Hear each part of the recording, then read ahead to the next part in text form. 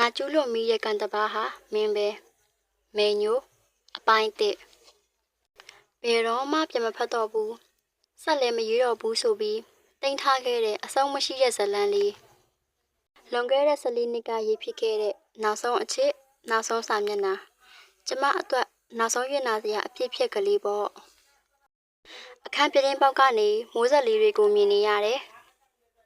တဲကြီးမဲကြီးရွာနေတဲ့မူဟာကျမကိုပါငိုဖို့ဖော်ခေါ်နေတယ်လို့အရင်လိုပေါ့ပပမိုးရီတဲ့ထပ်ပြေးဆော့လိုက်ရအောင်လဲကျမခြေထောက်ကအရင်လိုမဟုတ်တော့ဘူးကျမလူတယောက်ကိုလွမ်းနေပြီးတော့ငိုချပစ်လိုက်ခြင်းနဲ့ဒီစာအုပ်လေးကိုလည်းပြန်လည်ခန်းစားနေခြင်းနဲ့အဲဒီနေ့ကလည်းမိုးရီတဲကြီးမဲကြီးရွာနေခဲ့တယ်ဂျိန်အဆောင်ကိုစပြောင်းလာတော့တငယ်ချင်း2ယောက်ရောင်းလဲလဲနေပါပဲသူ့နာမည်ကတလွန်းတဲ့ကျမကတော့ငယ်လို့ပဲခေါ်တယ်ကျမကိုတော့ငယ်ကမေလို့ခေါ်တယ်ကျမနာမည်ကညူနေမေငယ်နဲ့တငယ်ချင်း2ယောက်ဖြစ်တာ3နှစ်လောက်ရှိအောင်မယ်ဒါပေမဲ့ငယ်ကကျမစိတ်ကိုနားလေတယ်မျှဝေခံစားပေးနိုင်တယ်ကျမကိုမျက်ရည်အချမခံတဲ့သူမျိုးပေါ့ကျမပြုံးနေရင်သူ့ဘာပြောတတ်တယ်တဲ့ငယ်ကကျမအတွက်တော့အကောင်းဆုံးတူတဲ့တော့တငယ်ချင်းပါပဲ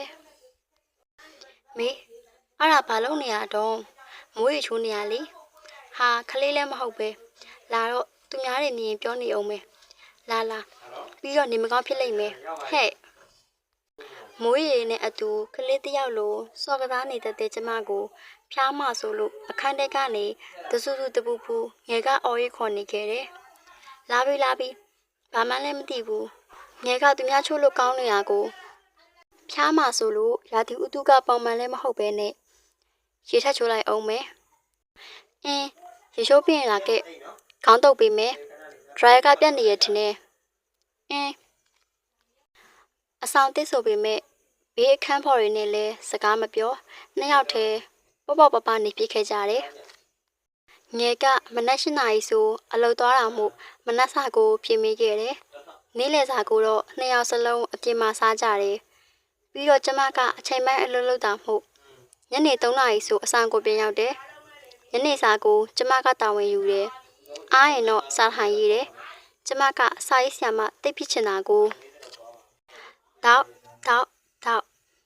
တကားခောက်တန်ကြောင့်တော့ဖွင့်ကြည့်လိုက်တော့ဘေးအခန်းကအမကြီးညီမလေးတို့ကအစ်စ်ပြောင်းလာတဲ့သူတွေလားဟုတ်မလာလေးထိုင်မအောင်ဆိုပြီးထိုင်အောင်ယူပေးလိုက်ပေမဲ့စိတ်ထဲတော့နေတည့်ရင်စူတော့မှာပဲလို့စိုးရိမ်နေခဲ့တယ်2ယောက်မဟုတ်လားဟုတ်ငယ်ကအလုပ်သွားပြီးညီမလေးကရောညီမကခဏနေသွားရမှာအချိန်ပိုင်းအလုပ်လုပ်တာဆိုတော့လေအော်ညီမတွေလား2ယောက်ကဟုတ်ဘူးတငယ်ချင်းတွေမှအော်အမကဘာရမဟုတ်ပါဘူးဘာလေးမြကူညီရမလဲလို့အော်ရပါတယ်ကျေးဇူးတင်ပါတယ်မရဲ့အမနာမည်ကမမော်လို့ခေါ်တယ်တခုခုဆိုဘေးခန့်ကဆိုတော့လမ်းခေါ်လိုက်နော်လိုရာကြောတိလားကူညီပေးမယ်ဟုတ်မလို့တာပြောလိုက်ရတယ်သူ့မျက်လုံးလေးကိုသဘောမကျအခန်းကိုနေရာဆေးလိုက်ကြည့်ပြီးမင်းနေမြန်းနေလိုက်တာများကြည့်လို့မရတော့တာနဲ့မေအလုပ်သွားတော့မှမို့လှုပ်လိုက်အောင်မယ်နော်အော်အေးဒါဆိုအမလည်းပြန်တော့မယ်လှုပ်ဆိုပြီးထွက်သွားတယ်ညနေရောက်တော့မေပြန်ရောက်ပြီနော်အေးရေချိုးလိုက်အောင်ငါထမင်းတော့ခူးတော့မယ်ငယ်ပြီးရင်လားပူလေးစားကြမယ်ပြီးပြောစရာရှိတယ်အော်မနက်ကလေငယ်ဟိုဘက်ခန်းကမမော့ဆိုလားလာသေးရဲ့တိလားဘာလာလောက်တာဟိုမေးတိမေးလာဆဆူရနေမှာပေါ့မျက်လုံးကလည်းအခါရဲ့နေရအစုံလိုက်ကြည့်နေရဲ့တိလားဘာလို့ဖွင့်မိလိုက်တာလဲမေကမသိဘူးလေအိမ်ရှင်လားလို့ပေါ့မဖွင့်ပေးရင်ရောကောင်းပါမလားကောင်းမေနောက်မဖွင့်ပေးနဲ့လာဆဆူပြီးရက်ွက်တဲ့အတင်းပတ်တုံးမဲ့ဟာတွေအင်းပါငယ်ကတမာတယ်ရက်ဆက်တယ်ဆိုင်တယ်လို့ထင်ရတယ်လူအများကလည်းသူ့ကိုဒီလိုပြောကြတယ်ကျမကတော့ငဲစိတ်နဲ့မျက်နှလုံးသားကိုတိနှစ်ပြီးသားမို့ဘသူတွေဘလို့ပဲပြောငဲ့ပေးမှာပဲနေတယ်ငဲ့ကိုပဲချစ်တယ်ငဲ့မှာကျမတိတ်တပေါ်ကြတဲ့ပချိုင်လေးတစ်ဖက်လေးရှိတယ်ငဲ့ကပူလေးကျမကအရက်ရှိပြီးတော့ငဲ့ကဖြူ ကျမကဖြစ်အသားညွညူစပင်းရှိရှိငယ်ကခောက်ကွဲလေစန့်ကျင်ဘက်တွေနဲ့ဆိုပေမဲ့လေ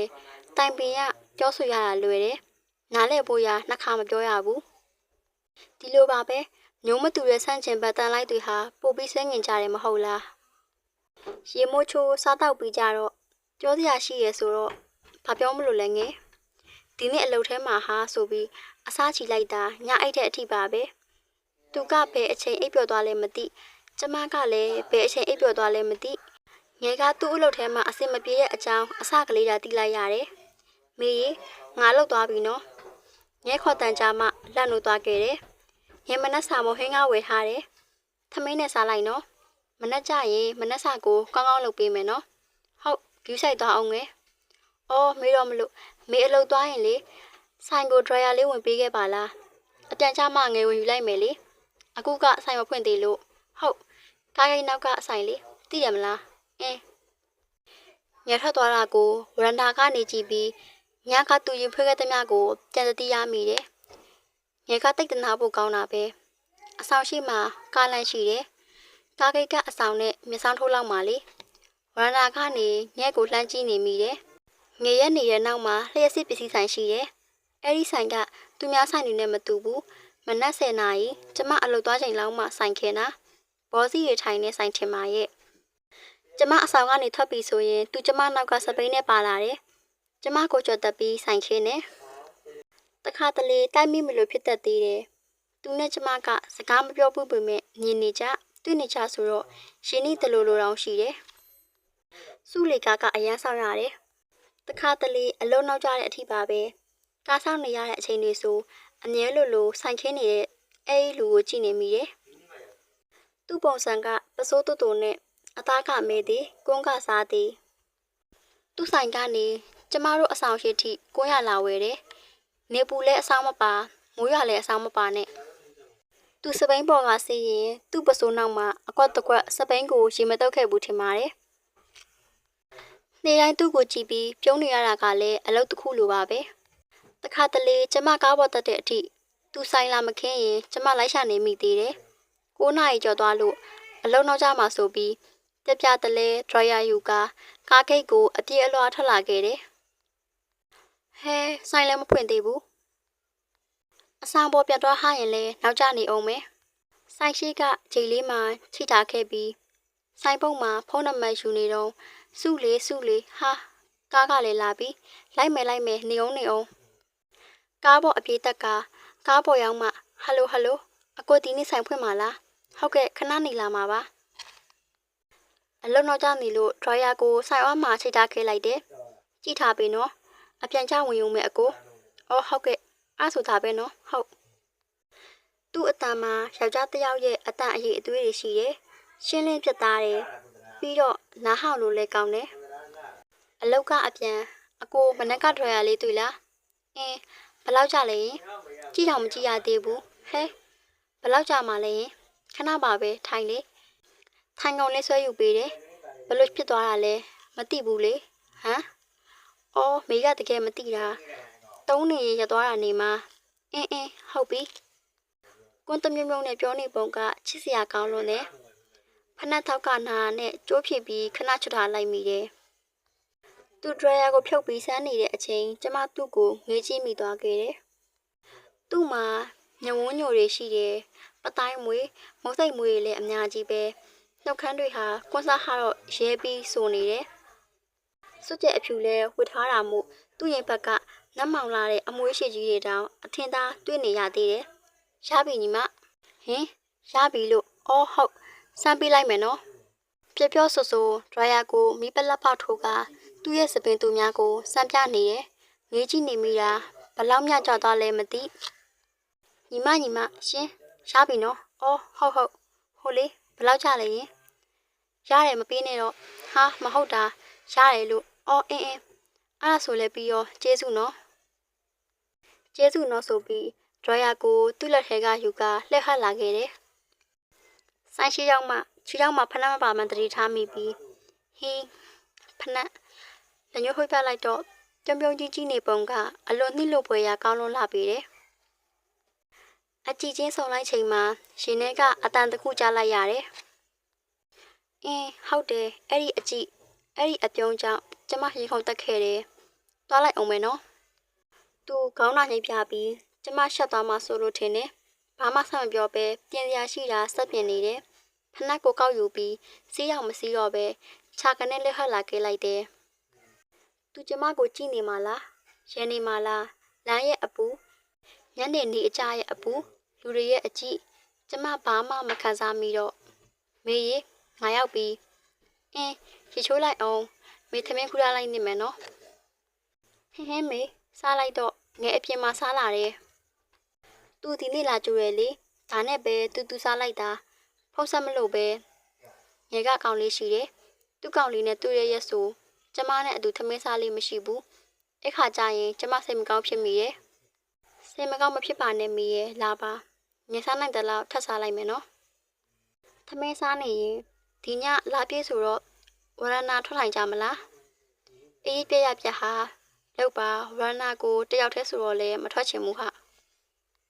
အေးပါပြီးတော့လေခဏပဲနော်ညနေရင်အေးမှာအင်းပါည9 နာရီလောက်မို့လို့လားမသိဘူးဝရဏမှာငယ်နဲ့ကျမပဲရှိတော့တယ်ငယ်ကပိုဝါလာတယ်ထင်တယ်သူ့ဘက်ခောက်ကလေးကအင်းကြီးနဲ့ဘောင်းမီကြားကအထင်းထိုးထွက်နေရတာပဲည9 နာရီကျော်ဆိုတော့ပတ်ဝန်းကျင်မှာအနှဲငယ်တိတ်ဆိတ်လျက်လေနုအေးလေးတွေဟာကျမခန္ဓာကိုယ်ရဲ့ကိုတိုးဝင်အေးဆက်နေတယ်စကားပြောနေကြရင်အမတ်မထင်လှမ်းသွေးလိုက်ရတာတခုကြောင့်ငဲဟမ်ဟိုမှကြည့်လို့မိကပိတ်လိုက်ဖွင့်လိုက်နဲ့အော်အဲ့ဒါလျှက်စစ်ဆိုင်လေမိပြနေလို့ဖြစ်မှာပါတဲချောင်းနေရလားလို့ဟဲပေါက်ရှာကျမကတရဲအလုံးကြောက်တဲ့ငယ်ကတရဲ6ရင်တောင်း6လို့6မှမသိရသူ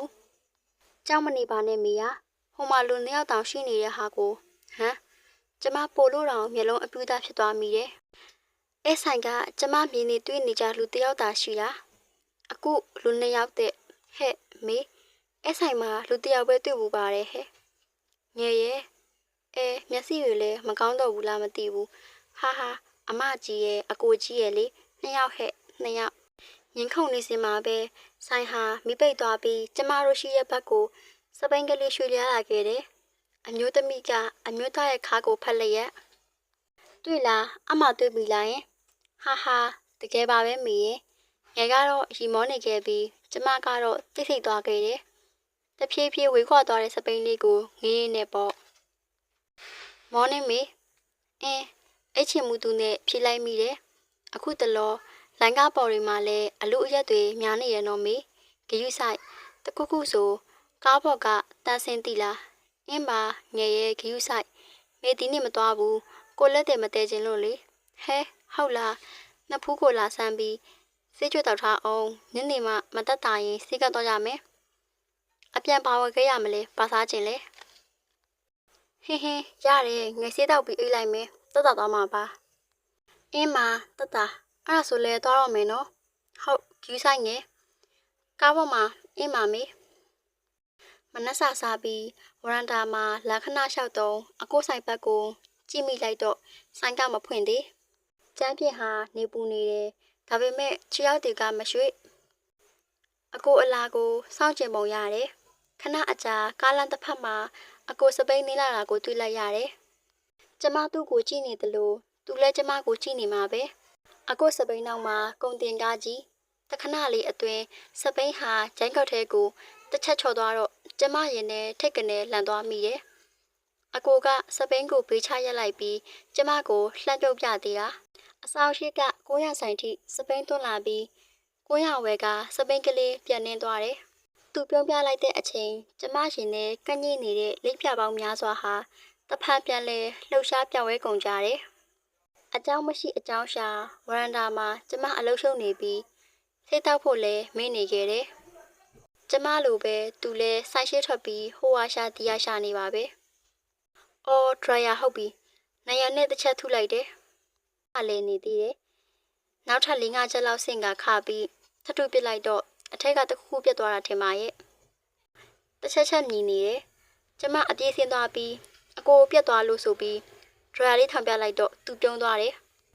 စောင့်ယူသွားမှလားဟုတ်အကိုတမင်ဖြစ်လာတော့မဟုတ်ပါဘူးနော်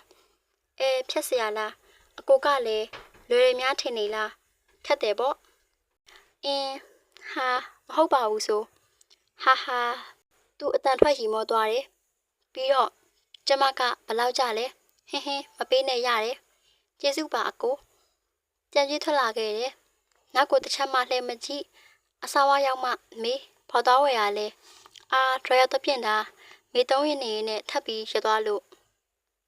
အော်အင်းပါလားမေးချိတ်တဲ့တမောက်ပါတယ်ချစ်ပြီးမှွညာအိုင်လို့ကျမနဲ့ငယ်ဟာဝရန်တာမှာထွက်စကားပြောပြကြတယ်ငယ်မထိုင်ရင်လဲကျမတယောက်တည်းပဲသွားထိုင်နေခဲ့တယ်ကျမတို့2ယောက်ရှိကဖြတ်သွားတဲ့စပိန်လေးဟာလဲတခါတလေတယောက်တည်းတခါတလေ2ယောက်အမျိုးသမီးကအမျိုးသားရဲ့ခါကိုတင်းတင်းကြပ်ကြပ်ဖတ်ထားပြီးစပိန်ပေါ်မှာပါသွားတဲ့နေ့ဆိုကျမရင်နဲ့စူးတွေဆိုင်နေတဲ့အလားနာကျင်ခဲ့ရပြန်တယ်ကြံတန်းနေတဲ့လိပ်ပြငယ်လေးတွေဟာစူးတွေထိကုန်ကြရတယ်စာရေးမဲ့ဆိုပြီးအလုပ်လည်းမသွားပဲအခန်းထဲပဲအောင်းနေမိခဲ့တယ်ငယ်ကတော့ကျမအတော့မနှက်စာလုပ်ပေးပြီးအလုပ်သွားရှာပြီး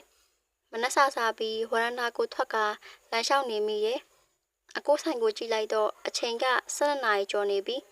ဆိုင်ကမဖွင့်သေးဟယ်လိုအကိုပစ္စည်းဝယ်ခြင်းလို့လေဆိုင်မဖွင့်သေးရလားယင်ဟုတ်ခဏနေမှထွက်လာမှာ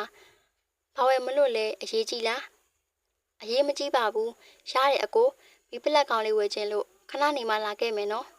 ဟုတ်အင်းဒါပဲနော်အကိုဟုတ်တိတ်မကြအကိုဆိုင်လောက်ဖွင့်နေနောက်ကလိုက်သွားပြီးမိပလက်ကောင်တစ်ခုခုနကဖုံးဆက်တာမင်းလားဟုတ်ခဏနော်ဆိုင်ဖွင့်အောင်မယ်ဟုတ်ဒွာရရောပြတ်သေးလားကျောင်းရက်ကသူမေးတယ်မပြတ်တော့ဘူးအကိုဒီလိုနဲ့ကျမဟာအကြောင်းမရှိအကြောင်းရှာဈေးသွားဝယ်ပြီးမိပလက်ကောင်များလဲကျမစီမှာပုံအောလို့ပါပဲဝယ်စရာမရှိရင်လဲဝရဏာမှာသူ့ကိုထောက်ငေးမောနေမိရဲ့သူ့ဖုန်းနံပါတ်ကိုလည်းအမည်မသိပေမဲ့ခုနထဲနေတိပုံလေးတွေနဲ့မှတ်ထားလိုက်တယ်အပိုင်းနဲ့အချစ်ဟာအီးမေးလ်လောက်နာကျင်ရ၏ကျမအဲ့ဒီနေ့အကိုဆိုင်မှာမရှိမဲ့ပစ္စည်းတစ်ခုကိုမေးလိုက်ပြီးကိုဖိုင်ဘာတုံးလားမေးပုံပို့လိုက်မယ်နော်အဲ့ဒါလေးလိုချင်လို့မှားပေးပါလားရတယ်မဟုတ်လားယင်အရေးကြီးနေလို့လေပို့လိုက်လေသူ့ဇက်ကားကလိုရင်းတို့ရှင်ပြတ်သားလာတယ်ဟိုင်းအကိုမေပါပစ္စည်းမဟာလေဒါလေးအကို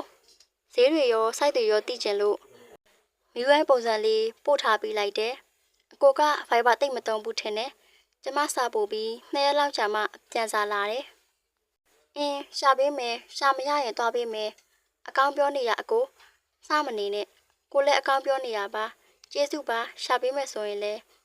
ကျမအလုပ်သွားချိန်တိုင်းအကိုကိုပုံမှန်တွေ့ရတယ်အလုပ်ပြန်ချိန်တွေမှာလည်းအကိုဆိုင်ရှိကထက်လျှောက်ခဲ့မိရဲ့တခါတလေအမျိုးသမီးတဦးကိုပါအကိုနဲ့ရှင်တွေ့ရတယ်ထမင်းအတူစားနေရင်ရေရဲမောမောစကားပြောနေကြတယ်အဲ့ဒီအခိုက်အတန့်တွေဟာအသက်ပါကြောက်သွားနိုင်ပါတယ်အဲ့ဒီအမျိုးသမီးဟာဘသူလဲရေရရလဲမသိအကိုနဲ့ဖာတော်တယ်လဲတိတိကျကျလဲမသိဘာကြောင့်မို့အတူရှိနေရတယ်လဲတစုံတစမှတိတိကျကျသိချင်လာမိရဲ့အဲ့ဒီနေ့ညကဝရဏာမှာအတူထိုင်နေရင်ငဲကိုငဲမေလေးလူတယောက်ကိုချစ်နေမိပြီထင်တယ်ဟဲဘသူလဲငဲမေပြောရင်ငဲစိတ်ဆိုးမှလားဘာလို့လဲဘသူမို့လို့လဲရင်မေအခုနောက်ပိုင်းဝရဏာကိုထော့ထိုင်ချင်နေတာဘာလို့လဲသိလားတတိယထားမိပါတယ်ဒါပေမဲ့လေငင်းခန့်ကျင်လို့ပဲထင်တာအဲ့ဒီအချိန်မှာစပိန်ကလေးဟာကျမတို့ရှေ့ရဘက်ကိုတဖြည်းဖြည်းရွှေ့လာနေခဲ့တယ်သူပေါ့ငယ်မေသူ့ကိုချစ်မိနေပြီထင်တယ်ဟာမေရဲ့ငါ့ကိုလာနောက်မနေပါနဲ့ရုပ်တည်ကြီးနဲ့တော်စားမှာဟာမဟုတ်ဘူးငယ်မေတကယ်ပြောနေတာမေသူ့ဖုန်းနံပါတ်ကိုသိရဲ့ဘာရွာမှလည်းစကားပြောဘူးတယ်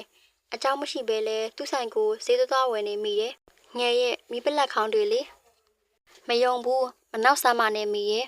အခန်းထဲပြင်းဝင်သွားပြီးမိပလက်ခေါင်းတွေနဲ့ခေါင်းအောက်ကစာအုပ်ကလေးယူကဒီမှာကြည့်ငယ်မေမညာဘူးစာအုပ်ကလေးယူကငယ်အစာပိုင်းလေးဖတ်လိုက်ပြီးမလုပ်ပါနဲ့သူ့မှာမိမရှိရထင်တယ်မင်းနာချင်းရလိမ့်မယ်သူလူလို့ဆိုရင်တော့တော်သေးတယ်အခုကဘာမှမသိဘူးပြီးတော့သူကမိရိုက်တဲ့ပုံစံမဟုတ်ဘူးလေ ဒီလောက်တာတီလန်နေတာဟာကိုအချစ်ကပိုင်းခြားကတ်တာဟာလို့မှမရတာငယ်သူ့မှာအမျိုးသမီးရှိနေမယ်ဆိုရင်တော့ဒီအချစ်ကအမေသမင်လုံးယူခဲ့တာမဟုတ်ဘူးလေနှလုံးသားရဲ့ဆရာအတိုင်းပဲချစ်ခဲ့တာချစ်မိသွားခဲ့တာပြဿနာတွေဖြစ်လာရင်မိအရှက်ရဒုက္ခရောက်လိမ့်မယ်တတိရမရှိစမ်းပါနဲ့အရှိဆက်မတိုးနဲ့အောင်အရင်ဆုံးတိချအောင်လေ့လာကြမယ်လေနော်ကြောက်နေလဲရှေ့ဆက်တိုးမိတာရုံးလေနစ်လေဆိုတာတွေကအချစ်ရဲ့သဘောတရားတွေပဲလေအကွဲလာတဲ့နှလုံးသားနဲ့အတူမျက်ရည်ကျရင်အတန်တွေဟာတိမ်ဝင်သွားခဲ့တယ်နှစ်ယောက်လုံးတိတ်ဆိတ်လျက်မငိုပါနဲ့မိရဲ့ကျမတို့တော့အိပ်ရတဲ့ကျမအိပ်နေတာကိုငယ်ထိုင်ကြည့်နေပုံရတယ်ဟင်းငယ်အလုံးမသွားဘူးလားဟင်းစိတ်မပါလို့မေငယ်စဉ်းစားနေတာအင်းအဆောင်ပြောင်းမလားလို့ကျမထိုင်လိုက်မိရဲ့ဘာလို့လဲငယ်ညကငယ်အိတ်မပျော်ဘူးစာအုပ်ကိုဆက်ဖတ်လိုက်တယ်တကယ်ပါမိကိုမနာစေခြင်းဘူးမျက်ရည်မကျစေခြင်းဘူးမိလိုမိန်းကလေးကကြိုက်တဲ့ကောင်ကိုရွေးယူလို့ရတယ်ပြီးတော့သူကမကြိုက်တဲ့ပုံစံလည်းမဟုတ်ပဲနဲ့ဟုတ်ပါတယ်ဒါပေမဲ့မိစိတ်မှာသူ့ကိုမှတတိတရရှိနေရလေသူ့ကိုမှဆွဲလန်းနေတာငယ်ရဲ့အဲ့ဒါကြောင့်ပြောတာအဆောင်ပြောင်းမယ်လို့ညင်နေရရင်ပိုဆွဲလန်းလိမ့်မယ်ဘာမှမစခင်ဘာမှမဖြစ်ခင်တောင်မေဒီလောက်နနာချင်းချင်းဖြစ်နေရတာမျက်ရည်ကျရတာတကယ်ငယ်တို့ထင်တယ်လို့ဒါအမျိုးသမီးရှိရဆိုရင်သွားပြီမေသူ့ကိုချစ်နေပြီပြီးတော့ငယ်ပြောမှုရလေအချစ်ဟာပျော်ရွှင်မှုနာကျင်မှုဝေကွာမှုတွေနဲ့တွန်သွဲနေရဆိုမဟုတ်ဘူးမေတော်ပါတော့ငယ်ရဲ့ဒီနေ့အပြင်သွားရအောင်လေနော်ငယ်သွားချင်လို့လားစိတ်ပြေလက်ပြောက်ပါငိုပါနေတော့ငယ်ရဲ့မျက်ရည်များတုတ်ကချက်ချင်းစကားကိုဖြတ်ကြောတယ်မိကိုလိုက်နေတဲ့သူတွေရှိရဲ့လေအစဉ်ပြေမဲ့တရားကိုတွဲကြည့်ပါလားအပြင်းပြေလက်ခံစကားပြောကြည့်ပါလားအပြင်းပြေလက်ခံစကားပြောကြည့်ပါလားဟင်းကိုစိတ်ပျော်ဖို့တခုရဲနဲ့သူများကိုမကစားချင်ပါဘူးငယ်ရဲ့မဟုတ်ဘူးလေမေရဲ့ငယ်ပြောတာကတော်ပါတော့ငယ်မိကိုအဲ့လိုတွေအတင်းကျပ်ပြောနေတာမေတကယ်မကြိုက်တော့ဘူးမေငယ်ကိုအဲ့လိုတစ်ခါမှမပြောဘူးနော်မဟုတ်ပါဘူးငယ်ရဲ့အဲ့ဒါဟုတ်ကောင်ကြောင့်ဒင်းမွေလို့ငယ်အဲ့လိုတွေမပြောပါနဲ့ကွာပြောချင်ရင်မိကိုပြောပါသူကအေးအေးဆေးဆေးပဲကိုကပဲကို့နှလုံးသားကပဲဖြစ်နေတာငယ်ရဲ့နှစ်ယောက်လုံးကတင်ပေါ်ကြောခိုင်းကငုံမိကြပြန်တယ်အဲ့ဒီနောက်ငယ်ကအကိုဆိုင်ရှိကတော့ဖြစ်မသွားတော့ဘူးကျမမေးဖြောက်ဖို့ရာသူ့ရဲ့အတိပေါင်းများစွာနဲ့မိတ်ဆက်ပေးတယ်ကျမကတော့အကိုကိုပဲတတိယနေခဲ့တယ်တစားအကိုနဲ့ကျမဟာစကားတွေပြောဖြစ်ခဲ့ကြတယ်တခါတလေဖုန်းခေါ်တယ်တနေ့တစ်ခါမကနှစ်ခါမကပြောနေရင်ဝဲသူလာလို့ချလိုက်ရပြန်ခေါ်ရနေပါပဲဘာမှထူတူတရက်ကိုတရက်မပြောကြပေမဲ့သူဖုန်းဆက်တယ်ခိုင်းတယ်တခါတလေကျမဆက်တယ်တယောက်အကြောင်းတယောက်ပြောတယ်ဒီလောက်ပါပဲအဲ့ဒီညကအကိုစီကဖုန်းဝင်လာတယ်ငယ်တိမှဆိုလို့ဝရဏမှာဖုန်းထွက်ပြောတယ်ဒါပေမဲ့ငယ်ကြီးနေတဲ့ပုံကအကိုဆိုတာတိနစ်နေပုံရတယ်အဲ့ဒီညမှာတိတိကျကျအကိုနှုတ်ကထွက်လာတဲ့စကားကကိုအသက်ဘယ်လောက်ရှိပြီထင်လဲ28 29ဟီဟုတ်လား34နှစ်ကျော်35နှစ်ထဲဝင်နေပြီကွပြီးတော့မင်းသိချင်လဲသိလိုက်မယ်မသိရသေးရင်လဲအခုပြောပြမယ်ကို့မှာအမျိုးသမီးရှိတယ်အိမ်နောက်တသန်းက7နှစ်ကျော်ပြီလေနားရဲခါလာတယ်ခေါင်းတွေထူပူသွားပြီးအကိုပါဆက်ပြောနေမလဲကျမမကြားရတော့ရှင်နဲ့မီးများထလောင်တော့မဲ့အလားငါမားပြီဆိုတဲ့အုံနောက်ကတတိပေးတန်းရင်မက်ထက်ကစူညံတန်များရောထွေးနေခဲ့တယ်။ညာရဲ့တိတ်ဆိတ်အေးဆက်မှုတွေတောင်ကျမရင်ထဲကအပူတန်းစူညံတန်တွေကိုလွှမ်းမိုးမသွားနိုင်ခဲ့။နှုတ်ခမ်းကိုလက်နဲ့ပိတ်ကမျက်ရည်များကျရင်အမောင်နဲ့ရှိုက်တန်တတဲ့တာထွက်ပေါ်နေခဲ့တယ်။တညလုံးဝရန်တာမှာထိုင်နေခဲ့ပြီးမနက်4 နာရီမှငဲ့အတွက်ထမင်းတုပ်ထားလုံးပေးနေချိန်ဟင်းအစောကြီးနိုးနေရလားမေဟုတ်လို့လားမေရဲ့ညာတွေကမအိတ်တာလားယင်ညကွေးနေလဲညိုလို့မဟုတ်ပါဘူးအိတ်ပါတယ်စိတ်ကူးပေါက်တာနဲ့ငဲ့အတွက်ထမင်းထုတ်ထားလုပ်ပေးတာမကျေးဇူးနော်မေငယ်ရီချိုးအောင်မယ်ခဏနေတော့ဝရဏကဆောင်ကိုယူလာပြီးကြောတော့အိတ်တယ်ဆိုအမအိတ်လိုက်တာမေဟုတ်တယ်ဆိုစာယူပြီးအမအိတ်လိုက်တာတဲကြောက်တဲ့သူကအမအိတ်တယ်ဘယ်တော့မှအဲ့လိုအိတ်ဖူးလို့လဲမညာပါနဲ့မေရဲ့မေအိတ်မရလို့ပါမေကလည်းကွာထ ထားပါငယ်ရလာမနှက်ဆဆာတော့အလောက်သွားတဲ့အထိနေမျက်နှာမကောင်းနှုတ်လည်းမဆက်သွားဘူး9 နာရီလောက်ကျကျမအလောက်သွားဖို့ပြင်ဆင်ပြီးအင်ကအထွက်တတိကက်ခဲ့တယ်အကိုကအမျိုးသမီးရှိရဲ့ဆိုပြီးတော့ပေါ့ကားကိတ်မှာကားဆောင်ရင်တစ်ချက်အကိုကိုခိုးကြည့်နေမိပြန်တယ်အကိုလည်းကျမကိုကြည့်နေမှမို့အကြည့်ချင်းဆုံသွားချိန်မှာတောင်းနေတဲ့ပဲနို့ဘူးကိုတောင်းအောင်မလားဆိုတဲ့ပုံစံနဲ့နှောက်ပြတော့ကျမခေါင်းရိုက်ပြလိုက်တယ်နေရောညပါအုံနှောင်းတဲ့နှလုံးသားဟာအတိုင်ဆုံးဖြတ်ရပြီးတတိတရားထားလိုက်ပျက်စီးသွားလိုက်နဲ့ကျမပြာများနေခဲ့ရတယ်အကိုအင်းလို့မထူးနဲ့ပြာလို့ထူးအကိုပြာမေတို့အခုလိုပြောနေဖို့မတက်တော်ဘူးထင်တယ်နော်အကိုအမျိုးသမီးမရှိဘူးလားမရှိတဲ့အချိန်ဆက်တာပေါ့ကွာအကိုဆိုင်ကနေမိကိုမြင်ရလားမြင်ရတယ်ကိုအမြဲလှမ်းကြည့်နေရမင်းလည်းကိုကြည့်နေမယ်လို့ကိုထင်တယ်မညာပါဘူးမိအလုပ်ကအချိန်ပိုင်း10 နာရီကနေ3 နာရီထိပဲလေဆိုတော့ဝရန်ဒါမှာထိုင်နေရင်အကိုကိုမြင်နေရတယ်ဘာရဲ့မဟုတ်ဘူးထိုင်ကိုကြည့်နေဖြစ်တာဆိုပြီးပုပွင့်လေးလေးခံလိုက်တယ်စကားပြောနေကြရင်အကိုကလုံခဲ့တဲ့စနေ3ကမင်းဘယ်ရောက်နေခဲ့တယ်လဲဒီစကားဟာသူ့ရင်ထဲမှာရှိရဲ့အရာတိုင်းကိုကျမစိတ်ထဲကိုရောက်အောင်ပို့ပေးနိုင်ခဲ့တယ်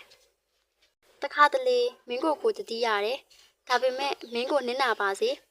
ထိခိုက်ပါစေဆိုရရည်ရွယ်ချက်မရှိဘူးဘာကြောင့်ကြည့်နေမိရလဲဘာကြောင့်တတိယနေရလဲကိုမသိဘူးအခုစကားအဆုံးမှာ2 ယောက်လုံးတိတ်ဆိတ်လို့ကိုနဲ့ကျမဖုံးပြောတဲ့အချိန်တွေကည10 နာရီ1 နာရီတခါတလေ2 နာရီထိကျမအေးမတဲ့သူမို့ညဘက်အစောကြီးအိတ်သက်တယ်အကိုစီကစာဝတ်တန်ကြရင်တရင်တို့လဲစိတ်ကိုရှင်လန်းနေရောကျမရဲ့အိတ်ကောင်းတဲ့အချိန်တွေကိုအကိုအတန်နဲ့လဲခဲ့တယ်မေအပြစ်မှအရန်အေးတယ်အထဲဝင်ပြောပါလားရတယ်ငယ်ကဆောင်ယူပြီးကျမကိုပတ်ပေးသွားတယ်တလောကလုံးကိုမေ့ပြီးရှင်ထဲမှာကန့်ညိနေတဲ့လိပ်ပြပေါင်းများစွာဟာပြောင်းဝဲနေတယ်ပေါ်ပါနေတယ်ပြီးတော့ပျော်ရွှင်နေတယ်အကိုအတန်ကိုကြားနေရတဲ့နဲ့တင်ကျမကဘာဟာအရာပြည့်စုံနေခဲ့တယ်နှလုံးသားတာအနာရခဲ့ပြီးဒီလိုနဲ့3 ရက်4 ရက်5 ရက်6 ရက်အကိုမှပြောစရာရှိလားဟင်ကျမအမေရဲ့အဆုံးအချစ်ဆိုတာမပြောလဲသိနိုင်တယ်တဲ့ဒါပေမဲ့ကျမစကားမဆက်ခင်မှာအကိုကကိုမင်းကိုချစ်တယ်တကယ်အရန်ချစ်တယ်မေအတန်ဟာအစောကားထက်ပိုတိုးသွားတယ်ဘာလို့တိုးလေးပြောရလဲအကိုအဲ့လိုတိုးပြီးပြောရင်ရှင်ထဲပိုရောက်တယ်တဲ့ကျမတစ်ချက်ပြုံးလိုက်မိတယ်ရှင်ထဲလည်းနှွေးထွေးသွားတယ်ဒီစကားဟာဖြူစင်ပါတယ်လို့ကိုပြောမထွက်ပါဘူးဒါပေမဲ့မင်းကိုမနာစေခြင်းဘူးဒါကိုတော့ယုံပါပြီးတော့မင်းချစ်မချစ်ကိုယ်နှလုံးသားထဲမှာမင်းကိုတည်ရထိချစ်သွားမှာပဲဘလို့များပြောလိုက်တယ်လေအကိုရဲ့ချစ်တာပေါ့မင်းသိချစ်တာပေါ့အဲ့ဒီအချိန်မှာအချစ်ကိုချစ်တယ်လို့ကျမအယူသားဆုံးဖွင့်ပြောခဲ့တယ်ဘာစီဘာပေါင်ထဲမှာအချစ်ကိုမတိုင်းထွက်ခဲ့ဘာအညီမလည်းမတတ်ခဲ့ဘူးကိုမင်းအပေါ်မတရားရကြနေမလားဘာလို့လဲအကိုမင်းကိုဒီတိုင်းလေးပဲရှိနေခြင်းနဲ့ကျမကပွပွလင်းလေးပြန်ပြောလိုက်တယ်ကိုတကယ်လဲချစ်တယ်ကိုကလည်းပြန်သဘောကျနိုင်တယ်ဘဝကိုဖူဖူလုံးလုံးထားနိုင်ရင်ယူရမှာပဲအကိုမဖြစ်နိုင်တဲ့တစုံတစ်ယောက်ကိုရှင်ထဲမှာထားပြီးလွမ်းမယ်ဖြစ်နိုင်တဲ့တစုံတစ်ယောက်ကိုအနားမှာထားပြီးပါရမီဖြစ်မယ်ဘဝတွေဟာဒီလိုပဲရှင်သန်ကြရတာမဟုတ်လားအကိုရဲ့မင်းအစီပြေရင်ကိုကျင်တတ်ပါတယ်ကြောက်အောင်နေပါကလေးရဲ့ကိုကတော့မင်းကိုအမြဲတတိယနေမှာပါပြီးတော့ဆက်ချက်သွားမှာပါအသက်ရှူတမ်းများရက်တန်းတိုင်အောင်မွန်းချက်ခဲ့ရတယ်မျက်ရည်တွေပါးဖြင့်ပေါ်ကိုချဆင်းလာပြီးကျမတိလိုက်ရတယ်အချစ်ဆိုတာအီးများလောက်နာကျင်ရ၏အပိုင်းတော့ only love can hurt like that အဲ့ဒီနေ့ကအကိုကနေရောင်လေးဝတ်ထားတယ်အကိုနဲ့တိတ်လိုက်တာပဲကိုဒီနေ့တငယ်ချင်းနဲ့အိမ်သွားအိမ်မှာလို့အကိုစီကဆောင်ဝင်လာတယ်တောက်မယ်စားမယ်ပေါ့ဟုတ်တာပေါ့ဗျာဆိုင်သိမ်းပြီးကျမရှိကသူစပိန်ကလေးဖြတ်သွားတယ်ကျမကိုကြောက်ခိုင်းပြီးတဖြည်းဖြည်းဝေးခွာသွားတယ်ပြီးတော့ပြောက်ွယ်သွားတယ်တစ်ချက်ကလေးမှပြန်လဲမကြည့်ကိုရောက်ပြီရှော့တောင်းနော်3 ခွက်ထဲတောင်းမှာဟုတ်ပါပြီမိကိုတတိယသလားရတာပေါ့ရလို့လိုက်ခဏတက်လာတာစောစောလည်းအနားယူအောင်အကိုဟုတ်ကဲ့ပါဖုံးပြောချိန်လေးဟာညာပိုင်းတည်မှုအကိုအားတဲ့အချိန်ကိုပဲဆောင်ရတယ်အေးလက်ကျက်တခါတလေဖုံးနေလွတ်ကြတဲ့အထိအကိုလည်းခက်ခဲကျမကိုဆက်သွယ်ရဖို့ကြိုးစားနေရမှာပဲလို့ကျမတွေးမိခဲ့တယ်ကျမကိုယ်တိုင်ကြောက်လည်းမခေါ်ရဲအကိုစီကဖုံးအဝင် စာအဝင်နာဆောင်မြော်ခဲ့ရတယ်။နောက်နေ့မနက်မှုံကုတ်ကုတ်မျက်နှာကြီးနဲ့တင်းမာပြီးဆိုင်ဖွင့်နေရကိုတွေ့လိုက်တယ်။ကျမဝရဏကနေဖုံးလေးထောင်ပြီးလိုင်းတက်ဖို့အချက်ပြလိုက်တော့အကိုဘာဖြစ်နေရလဲ။မျက်နှာကြီးကတင်းမာပြီးတော့အေးမောလို့လေဖြေကတိတ်ချစ်စရာကောင်းလို့နဲ့အကိုကြားမိမွေးနေကိုမှတ်မိလား။တစ်ကိုရှိရှိနှစ်ဆက်နှစ်လေမစင်းစားမသေးဝေပဲခုနှစ်တစ်ခုကိုသူချက်ချင်းပြတော့ကျမအောင်သွားခဲ့တယ်။ကျမအကိုကိုတခါပဲပြောပူးပေမဲ့အကိုအလိုရနေခဲ့တယ်။ကိုမွေးနေ့ကိုတောင်မနေစင်းစားရတဲ့အမျိုးသားဟာကျမမွေးနေ့ကိုအလိုရနေတဲ့။နေ့ရက်တိုင်းမှာအုံနောက်တဲ့နှလုံးသားအချိန်ပြည့်လွန်ဆွဲနေကြတယ်။ကျမနှုတ်ကအကိုမင်းနဲ့စကားမပြောဘဲနေနိုင်လား။နေနိုင်နေလိုက်ပါတော့လားယင်။မနေနိုင်လို့ပေါ့ကွာမနေနိုင်လို့ပေါ့။တိုင်ဝင်သွားတဲ့သူ့အတန်ဟာကြေကွဲလွန်ဆုပ်ဖွယ်ရာကောင်းလွန်းနေတယ်။နှစ်ယောက်သားတိတ်ဆိတ်သွားပြီးအတော်ကြာမှ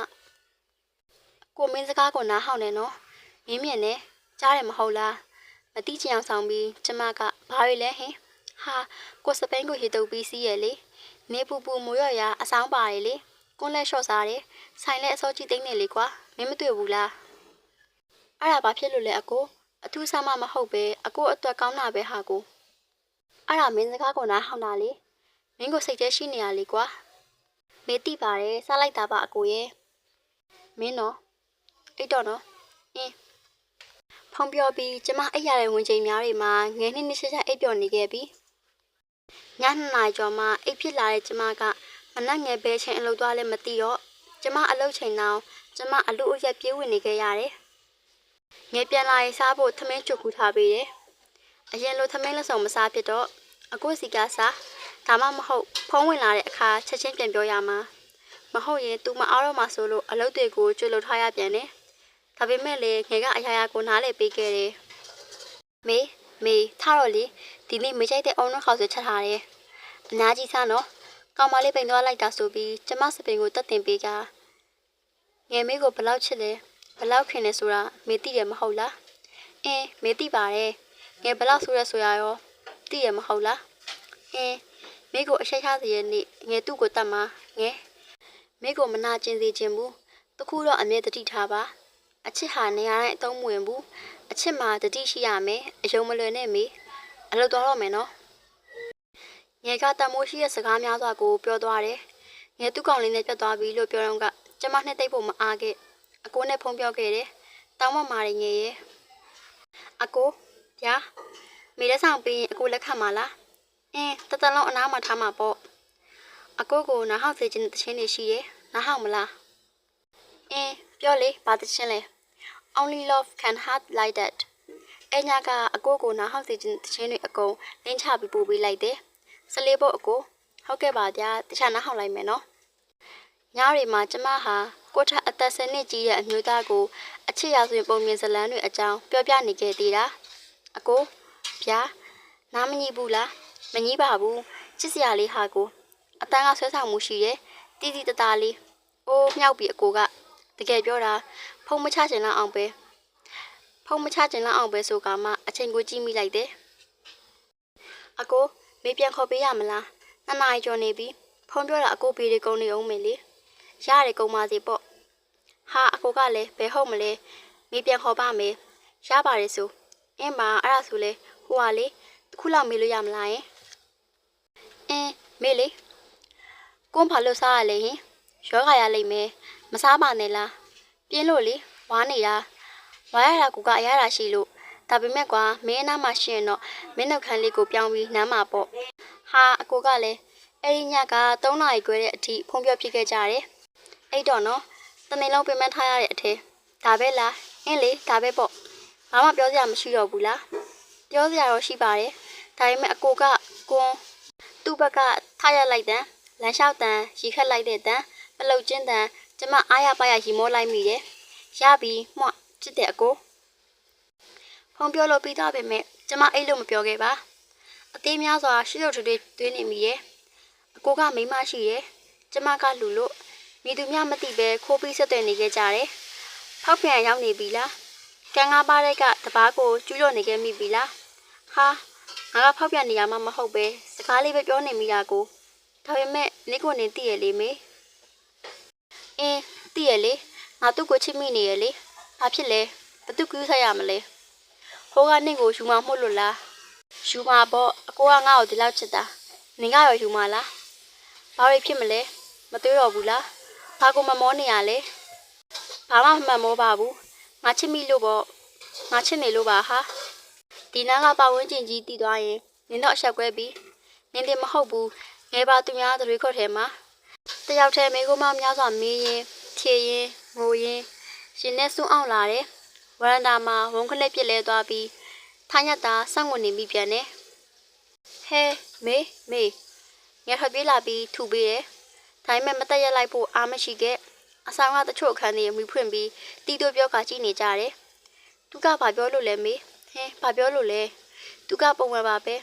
မေကမေအနာကမေသွေးကြည့်မိတာငယ်သိသလားမေအကိုကိုချစ်ရုံတင်မဟုတ်ဘူးသူ့မျက်လုံးသူ့အတန်သူ့ဟန်တွေကိုပါမေဆွဲလိုက်ယူသွတ်နေမိပြီကြောပြီးစန့်ဝင်နေမိပြန်တယ်ငယ်ကတော့တိတ်တဆိတ်တောက်မနက်အစောကြီးတကားခောက်တန်ကြလိုက်ရတယ်ငယ်ကထဖွင့်ပေးလိုက်တော့အဆောင်ရှင်ကညကဘာဖြစ်လို့လဲသမီးတို့အော်ဟိုလေမင်းနေမကောင်းလို့မူလဲတာအနီးခုနားနေတယ်အော်ဟုတ်လားတတရဲ့လားအိပ်ပျော်နေရဲ့အနီးအော်အေးပါဘာမှဖြစ်တာလဲလို့အနီးကယူဆိုင်လိုက်အောင်တငယ်ချင်းကိုဟုတ်အနီးငဲကိုအားနာမိရဲ့ကျေးဇူးပါပဲငယ်ရဲ့အကိုဗျာမေပြောစရာရှိရဲ့အင်းပြောလိုက်ခလေအကိုကလူကြီးတယောက်အနေနဲ့မိထက်အမှန်ကိုပိုသေးခေါ်ပြောတတ်မှာပါအဲ့ဒါကြောင့်မိကိုဘလို့နေရမလဲဆိုတာကိုပြောပြပေးပါလားဟမ်မေအကိုနဲ့အခုစကားပြောနေတာမသိတော့မှန်းသိပါတယ်ဒါပေမဲ့နေလည်းမနေနိုင်ဘူးအကိုရဲ့အရန်ချစ်တယ်ပြီးတော့အကိုပင်ကအမျိုးသမီးဟာမေဖြစ်နေခြင်းနဲ့အုံနောက်နဲ့ဆိုရင်တော့မေကိုနဲ့အဝေးမှနေတဲ့နဲ့ဒီစကားကိုအကိုဘလို့ပြောထားခဲ့တယ်လဲမသိစိတ်တက်ခသွင်းနေမိခဲ့တယ်ပြောဟလိုက်တာအကိုရဲ့ကိုကမင်းကိုစိတ်ပူတာအဖြူရဲ့လေခုကြောင့်အယောင်တွေဆွန်းပြီးအပြောခံရမှာကိုတကယ်မလိုချင်ဘူးနှလုံးသားနဲ့ပဲပြောရပါအကိုရဲ့နှလုံးသားနဲ့ပြောရရင်ဒီတိုင်းလေးပဲနေသွားခြင်းနဲ့မင်းစိတ်ညစ်ရင်ရှင်လာဖွင့်အကူကြီးတောင်းကိုရှိနေမယ်ဝေးလည်းမဝေးချင်ဘူးကွာတကယ်ပါမျက်မျက်နိုးနိုးမထီးရမကန်ရက်ကိုမင်းကိုတကယ်ချစ်တာအခြေအနေတစ်ခုကြောင့်အတူတူရှိလာကြရမယ်ဆိုရင်လေပိုကောင်းတာပေါ့ဒါတွေဟာကို့အထင်အမြင်ပါမင်းစိတ်ကြိုက်ဆုံးဖြတ်နိုင်ပါတယ်မင်းအတွက်ကိုလက်ခံပါပါကျေးဇူးပါအကိုပြောလက်စဖုံးကိုချပစ်လိုက်တယ်ကျမတီးလိုက်ရပြီအကိုကကျမကိုဆွမ်းဆွမ်းထမှာမကြောက်တွေးအေးလို့နဲ့ချစ်ရင်ပိုင်ဆိုင်ချင်ရတဲ့သူတွေကြီးပဲမဟုတ်လားအခုအကိုကတော့ပါပြီဆက်မသွင်းနေတော့မရဲ့တော့ပါတော့ကိုတတိပေးလိုက်ပြီးအုံနောက်ကအလေးတနေပြန်တယ်ကျမတို့စကားမပြောကြတော့ဘူးကျမဆိုင်ရှိကတော့ဖြတ်မလျှောက်တော့ရန်နာလည်းမထွက်တော့အခန်းထဲသာတချင်းသားဟောင်ပြီးထိုင်ရင်းတူဝင်နေမိတယ်အကိုကပေါ်ပြဆန်လွန်းလာတယ်ကျမကိုတကယ်မချစ်ဘူးလို့လည်းထင်ရတယ်ထမကြည့်တော့ဘူးဆိုပြီးတကားပိတ်ထားတော့ငါလဲချောင်းကြည့်မိနေပြန်တယ်လိုင်းမော်တက်လာမလားလို့လဲစောင့်နေမိခဲ့တယ်အကိုလဲကျမစာအပိုးကိုစောင့်နေရထင်တယ်အရှင်နောက်အမြဲဖြစ်နေတယ်ဒါပေမဲ့တယောက်ကိုတယောက်စာမပို့ခဲ့ကြအဲ့ဒီနေ့ကအကိုတယောက်တည်းပဲဆိုင်မှာဒါပေမဲ့အကိုကျမကိုဖုံးမခေါ်ဘူးစာလည်းမပို့ဘူးညနေ9 နာရီလောက်မှမင်းကကောင်းပါစေကွာလွမ်းနဲ့ကလေးရဲ့ဆိုပြီးစောင့်ဝင်လာတယ်ကျမကတော့စာမပြန်ဖြစ်ခဲ့အဲ့ဒီနေ့ကအကိုည9 နာရီခွဲကျော်အထိဆိုင်မသိမ့်သေးဘူးအလူအရက်တခိုးတွေပေါ်များတဲ့အထဲဆိုင်ကိုတယောက်ထဲလာပြီးစောမသိမ့်ဘူးလို့စိတ်ထဲကတွေးပြီးစိတ်ပူနေမိသေးတယ်အခုလိုစိတ်ပူရတဲ့ညမျိုးတွေဆိုကျမဝရဏမှာမီးဖွင့်ပြီးမသက်ဟရက်ပေးနေခဲ့တာအကိုဆိုင်သိမ်းပြီးထွက်သွားမှစိတ်ပူရတာတတာတာအခုလဲစကားမပြောပင်မဲ့စိတ်ပူမိတာမို့ဝရဏမှာတကားဖွင့်ပြီးမသက်ရက်ဆောင်နေပြီးခဲ့တာအမောင်ထဲမှာဆိုပေမဲ့ညဝန်းညိုတွေကိုအထင်းသားမြင်နေရတယ်သူ့ညဝန်းတွေထဲမှာသူ့နှလုံးသားတွေနာကျင်နေကြောင်းဖော်ပြနေတယ်ဆိုင်ကိုချက်ချင်းသိမ်းကစပိန်ကလေးတစ်ဖြည်းဖြည်းကျမရှိရာကိုရွှေ့လာပြန်တယ်ကျမကြောပေးပြီးနေလိုက်မိတော့တယ်သွားပါတော့အကိုရဲ့နောက်နေ့ညမိတ်ဆက်ပေးခဲ့တဲ့အထက်ကတယောက်ကိုလက်ခံစကားပြောနေမိခဲ့တာထိုလိုနဲ့ဖုံးပြောနေပေမဲ့လည်းကို့အသွေးနဲ့ကိုတိတ်ဆိတ်နေခဲ့တယ်အကိုဖုံးဝင်လာတဲ့ပြောလက်စဖုံးကိုချကအကိုဖုံးကိုကိုင်းလိုက်မိတယ်ဟယ်လိုခုနဖုံးပြောနေတာဘယ်သူလဲအကြာကြီးပဲစိတ်ရတန်းနဲ့ဘယ်သူလဲဟမ်မိတ်ကောင်လေးအချိန်ကြာအကိုတိတ်ဆိတ်သွားပြီးအင်းပါမိတ်ဆက်ပေးအောင်နော်ဟုတ်ပါအကိုကသူ့အလက်ကြတော့ခန္ဓာရည်မရှိဘူးထင်တယ်အော် အကိုကျမနေရာဝင်မကြည့်ခဲ့ဘူးပဲအတူရှင်ကအကိုတို့ထိုင်နေရင်ကျမဘလောက်နာကျင်ရမလဲဆိုတာပတ်ဝန်းကျင်ကတည်သွားခဲ့ရင်ဘာတွေဖြစ်လာမလဲကျူးလွန်မိတဲ့ကံအကြောင်းတွေးရင်ဘလောက်နာကျင်ရတယ်ကျမအတူတွေနဲ့ဘလောက်ပန်းနေရမလဲဆိုတာတွေးကြည့်ဘူးရဲ့လားအကိုအောင်နောက်ကတတိပေးလိုက်နှလုံးသားကတတိပြလိုက်နဲ့နေ့စဉ်ယူနေပြီဆိုတာလေမသိဘူးမလားမသိဘူးမလားဟမ်ပြောမထွက်ခဲ့တဲ့စကားတွေကိုညှို့သိမ့်လိုက်ပြီးငြိမ်သက်နေမိခဲ့တယ်ကိုတောင်းမှမာတယ်အရန်တတိယနေပြီလို့ဒါပဲတော့မေးစောစောနာတော့ကျမကအရင်ဦးအောင်ဖုန်ချပစ်လိုက်တယ်ငယ်ရထုံးစံအတိုင်းမနှက်စပြင်ပေးပြီးအလုပ်သွားတယ်ဒီနေ့ထူးဆန်းစွာညနေအစောပြန်လာခဲ့မယ်ဟုစာရေးသွားသေးတယ်မနက်အစောကြီးအကိုဆိုင်ခင်းနေတယ်ခဏအကြာဖုံးဝင်လာပြီးကိုစိတ်ဆိုးနေရလားမဆိုးပါဘူးဒါပေမဲ့တီးချင်တာတခုတော့ရှိရဲ့ကိုဘာလဲအကိုမေကိုတကယ်ပဲချစ်ရလားချစ်တာပေါ့ကွာတကယ်အရင်ချစ်တာပေါ့ကွာချစ်ရင်ပိုက်ဆိုင်ချင်ကြတယ်လေအကိုကမေကိုပိုက်ဆိုင်ချင်လို့လားပိုက်ဆိုင်ချင်တာပေါ့ကွာအနားမှာထားချင်တာပေါ့ကိုကလူလို့မဟုတ်ဘူးမင်းကိုငဲနေလို့ပေါ့ကွာပုံမှန်နာဆိုရင်ကိုဘအခြေအနေဖြစ်ဖြစ်ဖြတ်ကျော်လာမှာအခုကိုအစီအပြေတင်ရဲ့လို့မင်းထင်နေရလားမပြေဘူးကွာမင်းကိုချစ်နေလို့မင်းကိုငဲနေလို့အရာရာကိုမျိုးသိထားနေရတာအခုစကားတွေဟာနာကျင်စရာကောင်းလွန်းလာတယ်အခုစကားတွေအစုံငူချမိလိုက်တယ်နေ့ရက်တွေတိုင်းမှာမျက်ရည်တွေနဲ့ပါအကိုရဲ့အကိုကိုမေးလောက်တဲ့တတိမရှိပါဘူးဒီလောက်ခြေလမ်းနေများစွာလှမ်းခဲ့တာအကိုစီရောက်မှဒီတိုင်းလေးဆက်သွားမယ်လားမဟုတ်ပါဘူးမေရဲ့ကိုပြောတာနားဟောင်းပါအောင်မင်းကိုလို့အနားမှာနေရဲလို့လားနေရတာပေါ့အကိုရဲ့ကျမအဖေဟာအကိုမတင်ထားတဲ့အဖေဖြစ်နေရတဲ့တူတယ်ကျမရှိုက်တန်တွေကြားအကိုအချိန်ကြာတိတ်ဆိတ်သွားတယ်မငိုပါနဲ့ကွာမင်းတီထားပေးပါကိုတိတ်ဆိတ်နေရခြင်းဟာမင်းကိုငဲညာနေလို့ပါမင်းဘက်ကိုတွေးနေလို့ဆိုတာမလိုချင်ဘူးမသိချင်ဘူးအကိုကမေးလောက်တောင်တတိမရှိဘူးအကိုမေးကိုတကယ်မချစ်ဘူးမချစ်ခဲ့ဘူးဟုတ်တယ်မလားချစ်တယ်ဆိုတာအကိုညာခဲ့တာမလားညာခဲ့တာဟုတ်တယ်မလားလို့မေရဲ့ဖုန်းချပစ်လိုက်ပြီးထိုတစ်နေ့လုံးလဲကျမငိုနေမိရောတယ်အပိုင်းလေးအချစ်ဟာအနံ့အရသာနဲ့ပြည့်စုံတဲ့နှစ်လူပွဲရအစိတ်ခွက်ပဲမေရေငယ်ရောက်ပြီနော်ဟဲအလုံးမသွားတာလားငယ်ဒီနေ့ဘာလို့စောစောပြန်လာတာလဲတီလားဟင်းဒီနေ့ငဲ့မွေးနေလေဟဲကျမအလုံးဝနဲ့မိရဲ့မင်းနေလိုက်တာတောင်းမှပါတယ်ငယ်ရဲ့မေဘာမှဖြစ်ဘူးနော်ဘာမှဖြစ်ဘူးမေရဲ့ငယ်နာလဲပါတယ်အပြင်မသွားတော့ဘူးဘာစားချင်လဲဘာလုပ်ချင်လဲငယ်လုပ်ပေးမယ်အော်တောက်ကြမလားငဲ့တဘောပါပဲအဲ့ဒီညကဝရန်တာမှာငယ်နဲ့ကျမအတူတောက်ကြတယ်အရင်ကအရက်ကခါးတယ်ထင်ရပေမဲ့အကိုနဲ့တွေ့ပြီးနောက်ပိုင်းအကိုအချစ်ကပိုခါချောင်းတီးခဲ့ရတယ်အကိုဆိုင်သိမ်းနေပြီရေးတီးတီးလေးသာမြင်နေရတော့တယ်ငယ်မေတီကောင်ကိုအပေါ်ကနေပလင်းနဲ့ထုခွဲလိုက်ကြမလားလှုပ်ချင်ရင်လှုပ်လိုက်လေမေဟုတ်ပြီငယ်လက်သားများကိုကိုင်းကမတက်ထားရိုက်လိုက်ချင်းကျမမြင်နေကြလို့မဟုတ်ပဲအကိုနောက်မှာအကိုအမျိုးသမီးပါလာတယ်ငယ်တွေ့ရလားငယ်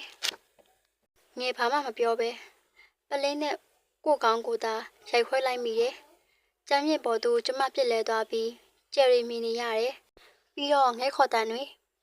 နှုတ်ကလည်းရေရွနေမိတယ်ငါကျူးလွန်မိတဲ့ကံတပါဟာမင်းပဲနှလုံးများကိုမှိတ်ချပစ်လိုက်တယ်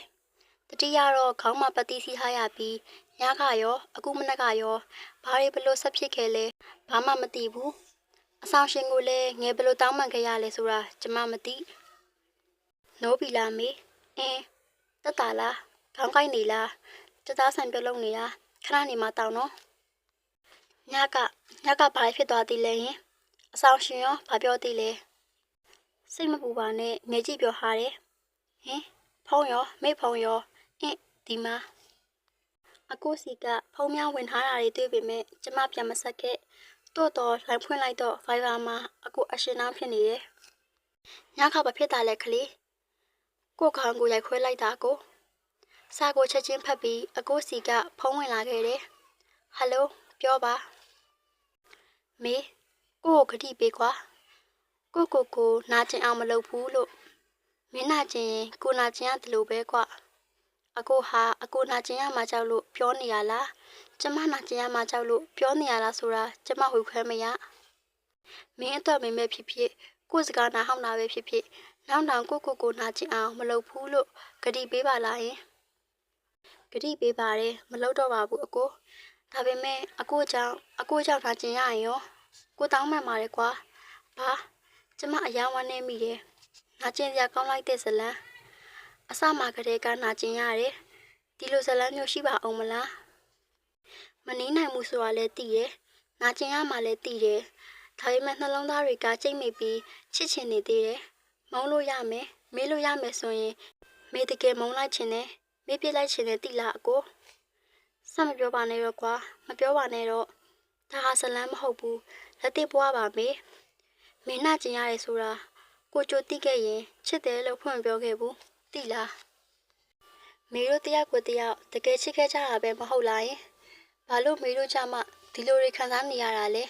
ဘာလို့လဲအကိုရဲ့ဘာလို့လဲမငိုပါနဲ့တော့ကွာဖြေစမ်းမှာဘာကြောင့်မေအတွက်အချစ်ကနာကျင်နေရတာလဲဘာကြောင့်လဲမေဘာမားနေလို့လဲဖြေပေးပါအကိုရဲ့ဖြေပေးပါခလေးတယောက်လိုအော်ဟစ်ငိုယိုပြောဆိုလိုက်မိရဲ့အဖြစ်မရှိဘူးထင်ပါရဲ့အကိုကတိတ်ဆိတ်နေခဲ့ပြီးကျမငိုတန်တွေသာဖုန်းနဲ့ပြည့်နေခဲ့တယ်ကျမသိတယ်အကိုလည်းငိုနေမယ်ဆိုတာအခုအချိန်မှာအကိုတိတ်ဆိတ်ခြင်းကကျမငိုတန်တွေထက်ပိုကျနေလိမ့်မလားအဲဒီနေ့ကမိုးတွေရွာနေခဲ့တာညိုထဲမှာကားလမ်းပေါ်ထိရေတွေတက်တယ်လို့သတင်းကြားရတယ်မေငယ်အလုပ်သွားပြီးမနှက်စာပြင်ခဲ့တယ်မြစားနော်ဟုတ်ဂယူးဆိုင်ပါငယ်မေလည်းအပြင်သွားမှာပစ္စည်းဝယ်စရာရှိလို့နောက်ရမှတော့ရပါလားမေရေကြီးနေတာမြို့ထဲမှာငယ်ဘာဝယ်ခဲ့ရမလဲဘာဝယ်မလို့လဲဟင်း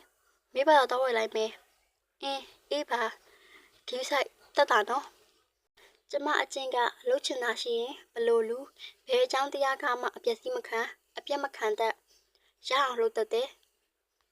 ရေကြီးနေတဲ့နေ့မှာပဲကျမဟာမြမဝစ်ဆုံကြီးဝစ်လျက်ဝစ်ဆုံနဲ့ကျမလိုက်တယ်ထင်တယ်အကိုဟာအကြည့်ကိုကျမစီကတစ်စက်လေးမှမလွဲအပြင်သွားမလို့လားဂယူးဆိုင်နော်တအင်းနဲ့ကွာကိုချစ်လားချစ်တာပေါ့ဒါဆိုပြုံးပြပါဇက်စစ်ပိတ်ကပြုံးပြလိုက်ပြီးစနောက်ကရှာလဲဟုတ်ပြလိုက်တယ်ကားပေါ်ရောက်တဲ့အထိအကိုစားရဲ့စတိုက်ပို့နေခဲ့တယ်ထီယူသွားတယ်ဟုတ်လားကားပေါ်ဂိမ်းဆိုင်နော်ထိုင်ခေါ်ရလားရောက်ပြီလားစိတ်မချဖြစ်နေပြီးဖုန်းနေလဲခေါ်နေခဲ့တယ်ရေတွေကဒူးလောက်ထိတက်နေရမှုအမြန်ဝေချင်ပေမဲ့လည်းပစ္စည်းရှာမတွေ့မိုးရေတွေလည်းရွှဲဆုပ်လျက်2 နာရီကျော်မှအိမ်ပြန်ရောက်ခဲ့တယ်ဘာသွားဝယ်ရလဲ for you ကိုအတွက်လားခဏနာအောင်မေပင်မလာလို့အဲဒီနေ့ကသူဆိုင်ပဲချင်းတိန်သွားလဲအောင်မသိအစောကြီးအိပ်ပျော်သွားခဲ့တယ်ည7 နာရီလောက်သူစီကအိပ်ပြီလားလို့ဆောင်ဝင်လာမှလက်လိုသွားလာပြီးငယ်နှုံးမှဆိုလို့အတန်ကိုပိတ်ပစ်လိုက်တယ်မင်းဒီနေ့အရန်လာတယ်ဘာတူလဲကိုသမီးလေးကိုပြောတာပါမင်းကဘာမနာလို့ဖြစ်အိုးဖြစ်မှဖြစ်ရမနာလို့စရာဘာကြောင့်ရှိလို့လဲမနက်ကရှာဟုတ်ပြရလေးကအနားမှရှိရင်ဆက်နေပြလိုက်မှာစရလေးကိုချစ်လို့ပေါ့ကွာချစ်တယ်မင်းကလေးရဲ့လွန်ခဲ့တဲ့10 နှစ်ကမင်းဘယ်ရောက်နေခဲ့လဲကွာကျမကိုထပ်နာကျင်စေခဲ့ပြန်ပြီမင်းကိုစာပို့ချင်လို့ကိုစောင်းနေတာအမျိုးသမီးရောရှိရဲ့သူ့အခန်းထဲမှာအိတ်နေတယ်ကိုကအပြင်မှာစာရိပ်ဖြတ်ရလားဖြတ်ပါတယ်နားတော့ဒါပဲနော်ကိုမနဲ့အစောစောလာခဲ့မယ်ဟုတ်တတမနက်7 နာရီ 23 မိနစ်မှာဖုန်းတစ်ခါဝင်တယ်ကြာသွားတယ်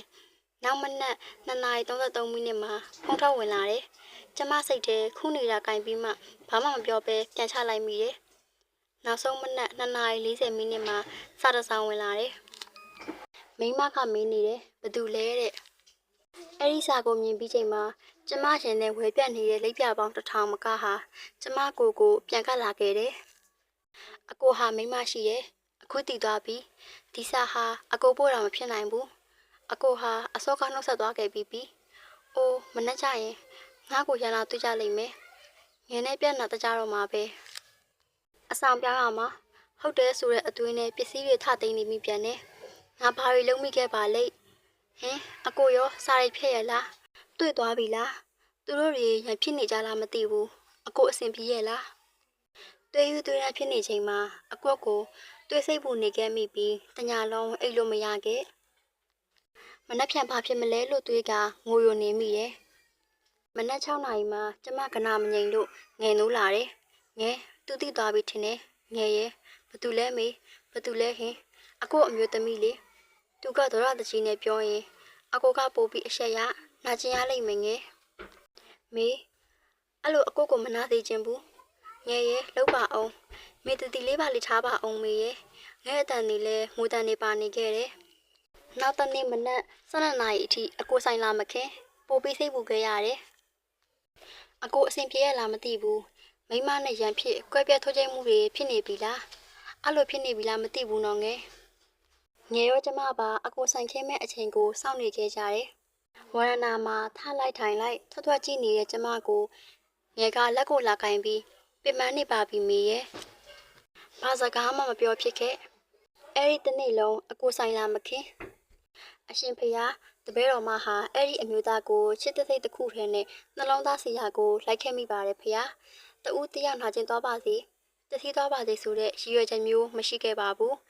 ဤတစ္ဆာမှန်ကန်ခဲ့ပါကအကိုတို့ပြန်လဲအဆင်ပြေပါစေဖေယားမျက်ရည်တွေနဲ့ဖေယားရှိဒူထောက်တစ္ဆာဆိုမိခဲ့တယ်နောက်တနေ့ညနေ3 နာရီထိဆိုင်မဖွင့်သေးဒါဆိုတေချာနေပါပြီအကိုတို့တခုဖြစ်နေကြရောပေါ့2 ရက်တောင်ဆိုင်လာမခင်နာသူတို့လာတဲ့နေ့ကျတေချာပေါက်ပြန်လာတကြရတော့မယ်ငါကြောင့်အကိုရောငယ်ပါအဆက်တကွဲအကျိုးနဲ့လာချင်ခလာရတော့မယ်ငယ်မီးတို့ပြောင်းရအောင်အခုပြောင်းရအောင်ငယ်ရဲ့နော်မရဘူးလေမေဒီတလားတော့စောင့်ရမှာပဲမေးကြောက်နေတဲ့ငယ်ရဲ့မေးရောက်ပြန်လာရင်မဖြစ်စေချင်ဘူးဘယ်လိုလုပ်ရမလဲငယ်မေးတယောက်ထက်သွားရမလားငဲကိုလာမေးရင်မတည်ဘူးလို့ပြောလိုက်လीနော်မေးနေအောင်အင်ကြီးထည့်လိုက်အောင်မေဟင်ဒါဆိုသူတို့တွေကငဲကိုဟိုင်းပြောကြမှာပေါ့စိတ်ကိုငြိမ်ငြိမ်လေးထားပါမေးယူသွားလိုက်မယ်ယူသွားလိုက်မယ်တိလားဘာတွေဖြစ်လာတဲ့ပြဿနာကိုတူရင်ဆိုင်ကြမယ်ငဲတယောက်လုံးရှိရဲ့ဒါပေမဲ့စိတ်လေးခဏလောက်အနားပေးလိုက်ပါအောင်ဟာနော်အပိုင်းကမဖြစ်နိုင်ဘူးဆိုတဲ့အခြေအနေတစ်ခုမှာငါချစ်တလန်းတိုးရင်အကိုချစ်တလန်းပြန်ဆုပ်တယ်အကိုဟာအဲ့လိုလူကြီးလူကောင်းပြီးတာလုံးနဲ့အဲ့ဒီနေ့ကနေတာတယ်စနစ်ကျော်မှအကိုဆိုင်လာခင်းတယ်အရင်လိုတယောက်တည်းမဟုတ်တော့ဘူးအမျိုးသမီးလည်းတခါတည်းပါလာတယ်ဆိုင်ရှိရောက်တဲ့ကကျမကိုကြည့်နေလိုက်တာဘလို့အကြည့်မျိုးလဲမပြောပြတတ်ဘူးကျမစိတ်ထဲခံစားမိတာကရာနှုန်းပြည့်ကျမဆိုတာသိသွားပြီဆိုတာပဲအကိုကကျမရှိရာဘက်ကိုဥတော်မလဲကြည့်ပါအောင်ငယ်ရဲ့အကိုမေးဘက်တောင်လှည့်မကြည့်ဘူးမေးအဲ့ဒါ तू မဟုတ်တာလောက်ထားလို့လေ तू မလုံလို့လေပြီးပြီဇလန်းကသူ့ဟာမှလည်းတည်သွားလောက်ပြီးဖြစ်လာခဲ့ရင်တော့ငယ်ရှင်းမယ်ဘာမှထပ်မဖြစ်လာဘူးဆိုရင်တော့မင်းငဲကိုဂတိပေးပါတော့မပတ်သက်ဘူးလို့အင်းပါငယ်ရဲ့အရင်လိုကျမဝရဏကိုမထွက်တော့ဘူးအဆောင်အပြင်ဈေးနဲ့အလုံးလည်းမသွားတော့ဘူးအဆောင်ထဲတာအောင်းနေဖြစ်တော့တယ်မနက်စာအပြင်နေ့လယ်စာညစာကိုရောကျမအတွက်လုပ်ပေးရပြီးငယ်ဟာအရင်ကထပ်ပိုးပင်မနေရှာတယ်အဆောင်ထဲလဲကျမတယောက်သာကျန်ခဲ့တယ်အကိုပြောပြလိုက်တာတေချာနေပြီတတိထားမိတဲ့လောက်အမျိုးသမီးကကျမတို့အဆောင်ကိုသာအငဲကြီးနေတတ်တယ်မေးလိုက်မေးဒီကောင်ကိုငယ်လေးခံစားမိတယ်အဲ့မိမတိသွားပြီဆိုတာသူပြောပြစရာမလိုဘူးလေဟုတ်တယ်ဟုတ်လားငယ်ရဲ့သူမတတ်တာလို့ပြောပြလိုက်ရတာဖြစ်မှာပါ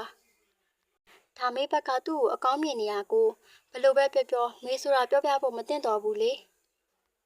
ဒါပေမဲ့ငယ်ရဲ့သူဘလို့တွေညှိယူရဘလို့တွေပြောလိုက်ရလဲမသိတာမိကိုရန်လာမတွေ့ဘူးလေ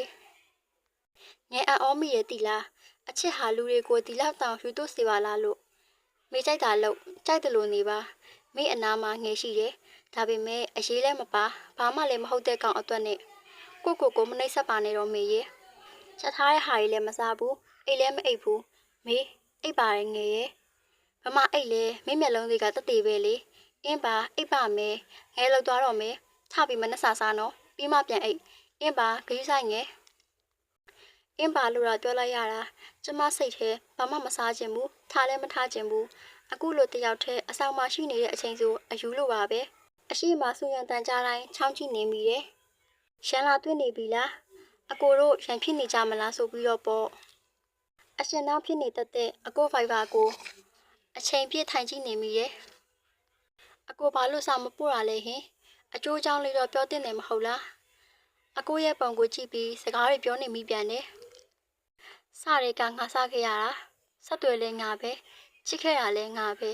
နာကျင်ရလဲငါပဲသူဘယ်တော့ငါကိုနှွေးထိစီလို့လဲဘာများကောင်းလို့လဲငါအပေါ်ဟင်နင်ဘာတွေမမောနေရလဲမင်းချစ်ချစ်မချစ်ချစ်ကိုကတော့မင်းကိုတေးတဲ့တိချစ်သွားမှာပဲအာမကြားချင်ဘူးမပြောပါနဲ့တော့အကိုရဲ့အကိုကိုမုန်းဖို့အားမွေးပေမဲ့ကျမနာတဲ့အဲ့ဒီစကားတန်တွေထပ်ဖန်တလဲလဲပြန်ကြားနေမိရဲ့လွတ်မြောက်ပြရစီတော့အကိုရဲ့ငါလွတ်လပ်ပြရစီတော့စိတ်တွေရှုပ်ထွေးပြီးအယူတယောက်လိုနှိမ့်တိုင်းအခန်းထဲမှာငိုနေမိရဲ့အကိုဖိုင်ဘာမတုံးတော့ဘူးထင်တယ်အရှင်နောင်းလည်းမတွေ့ရတော့ဘူးငဲမေလေးအကိုအစင်ပြေလာတိကျင်တယ်ဖိုင်ဘာတုံးမတုံးရောပြီးတော့အတန်လေးကြားကျင်တယ်ငဲရဲ့မေယူတော့မယ်သူအစင်ပြေလာတိကျင်တယ်တစ်ခေါက်လောက်ကူညီပါလားမေသားအစင်ပြေအောင်အရင်နေပါမိယာအခုကငဲသူ့ကိုဖုံးဆက်ပေးလို့ရမလားပစ္စည်းတစ်ခုခုမေးပြီးတော့လေလောက်ပါငဲရဲ့နော်ဖိုင်ဘာတုံးလားပုံပို့ပေးမယ်ဆိုပြီးတော့လေနော်ငဲနော်ဒီတစ်ခါပါပဲငဲရဲ့နော်သူတာညင်းရင်ကျမငိုတော့မယ်ဆိုတော့တီးလို့ငဲမှမငင်းတာဟယ်လိုအကိုတည်င်းကျွတ်မှာတုံးနေမိသွဲလေးရှိလားညီမကဘယ်လိုမျိုးလိုချင်တာလဲပုံပြပေးရမလားဖိုင်ဘာတုံးလားဟမ်ဖိုင်ဘာတုံးလားလို့တုံးတယ်ပို့လိုက်လေငယ်ဖုံးချလိုက်ပြီးရပြီဟုတ်လားဖိုင်ဘာတုံးတယ်တဲ့အဲ့ဒါဆိုအရှင်နှမ်းဖျောက်ထားတာပေါ့နော်မိကိုမမြင်ချင်လို့ဖြစ်မှာပေါ့အရှင်နှောင်းလေးတောင်ဖျောက်ထားတဲ့လားအကိုရဲ့ခုနကအတန်ဖမ်းထားရမဟုတ်လားယင်မိကိုပို့ပေးဘာလို့မလို့လဲမေနားဟောင်းနေခြင်းလို့မေရဲ့အဲ့ရတဲ့အကိုအတန်ကိုထက်ခါတလဲလဲနားဟောင်းနေမိရဲ့တခါတလေလဲအကိုတို့ဆိုင်ကိုခိုးကြည့်မိခဲ့တယ်အကိုကကျမတို့အဆောင်ဘက်ကိုအမြဲကြော်ပေးလျက်အကိုကဘလို့လူမျိုးလဲသူကျမကိုချစ်တယ်ဆိုဖြတ်သွားတော့လေတိကနေပဲလားအချစ်ဟာဒီလိုပဲအပြတ်လွယ်သေးလားတကားဖွင့်လိုက်ချိန်အမတ်မထင်အကိုနဲ့အကြည့်ဆုံသွားခဲ့တယ်ကျမအသားရောင်လေးဝတ်ထားတဲ့နေ့တိုက်တိုက်ဆိုင်ပါပဲအကိုလည်းအသားရောင်ဝတ်ထားတယ်ဒါပေမဲ့ပြတင်းတကားကိုစောင့်ပြီးတန်ပိတ်ချပစ်လိုက်တယ်လူလိန်သူ့ကိုငါဆက်ငေးရင်ငါနာကျင်ရလိမ့်မယ်အလကားငါ့ကိုကစားနေရဲ့လူလို့တွေးပြီးမပြတ်မသားစိတ်ကလေးနဲ့မန်တင်းပြတ်သားလိုက်မိသေးတယ်နေ့လက်ထမင်းစားချိန်တကားဖွင့်မိလိုက်ပြန်တော့စိတ်မှန်တင်ထားပေမဲ့အခုမြင်ကွင်းဟာစိတ်ရောနှလုံးသားကိုပါအစိတ်အမွားမွားဖြစ်စေခဲ့တယ်အကိုကျမအခန်းကိုငေးမှိုင်စွာကြည့်နေခဲ့တယ်အကိုပြောစရာရှိလိမ့်မယ်သူ့မျက်ဝန်းတွေမှာသူ့မျက်ဝန်းညိုတွေမှာလဲနာကျင်မှုတွေနဲ့အိုးမကြားပါနဲ့တော့မမြင်ပါနဲ့တော့မေရဲ့တခဏလေးတောင်ကျမကိုမလွမ်းပါနဲ့အဲ့ဒီအမျိုးသမီးလက်ကိုဆွဲပြီးကျမကိုတတိမရပါနဲ့အကိုရဲ့ကောင်းမဲ့ထင်လို့အကိုကဆရက်ဆက်ခဲ့ပြီးပြီအခုရွေးချယ်မှုပဲကြည့်ခဲ့ကြတဲ့အသိကိုအသိမှထားခဲ့လိုက်ပါတော့နောင်သားနဲ့မရှင်တမ်းပါနဲ့အကိုမှန်ပါတယ်အကိုရွေးချယ်မှုမှန်ခဲ့ပါတယ်အကိုဘယ်အရာနဲ့ရင်ဆိုင်ခဲ့ရလဲဆိုတော့ကျမမသိဘူး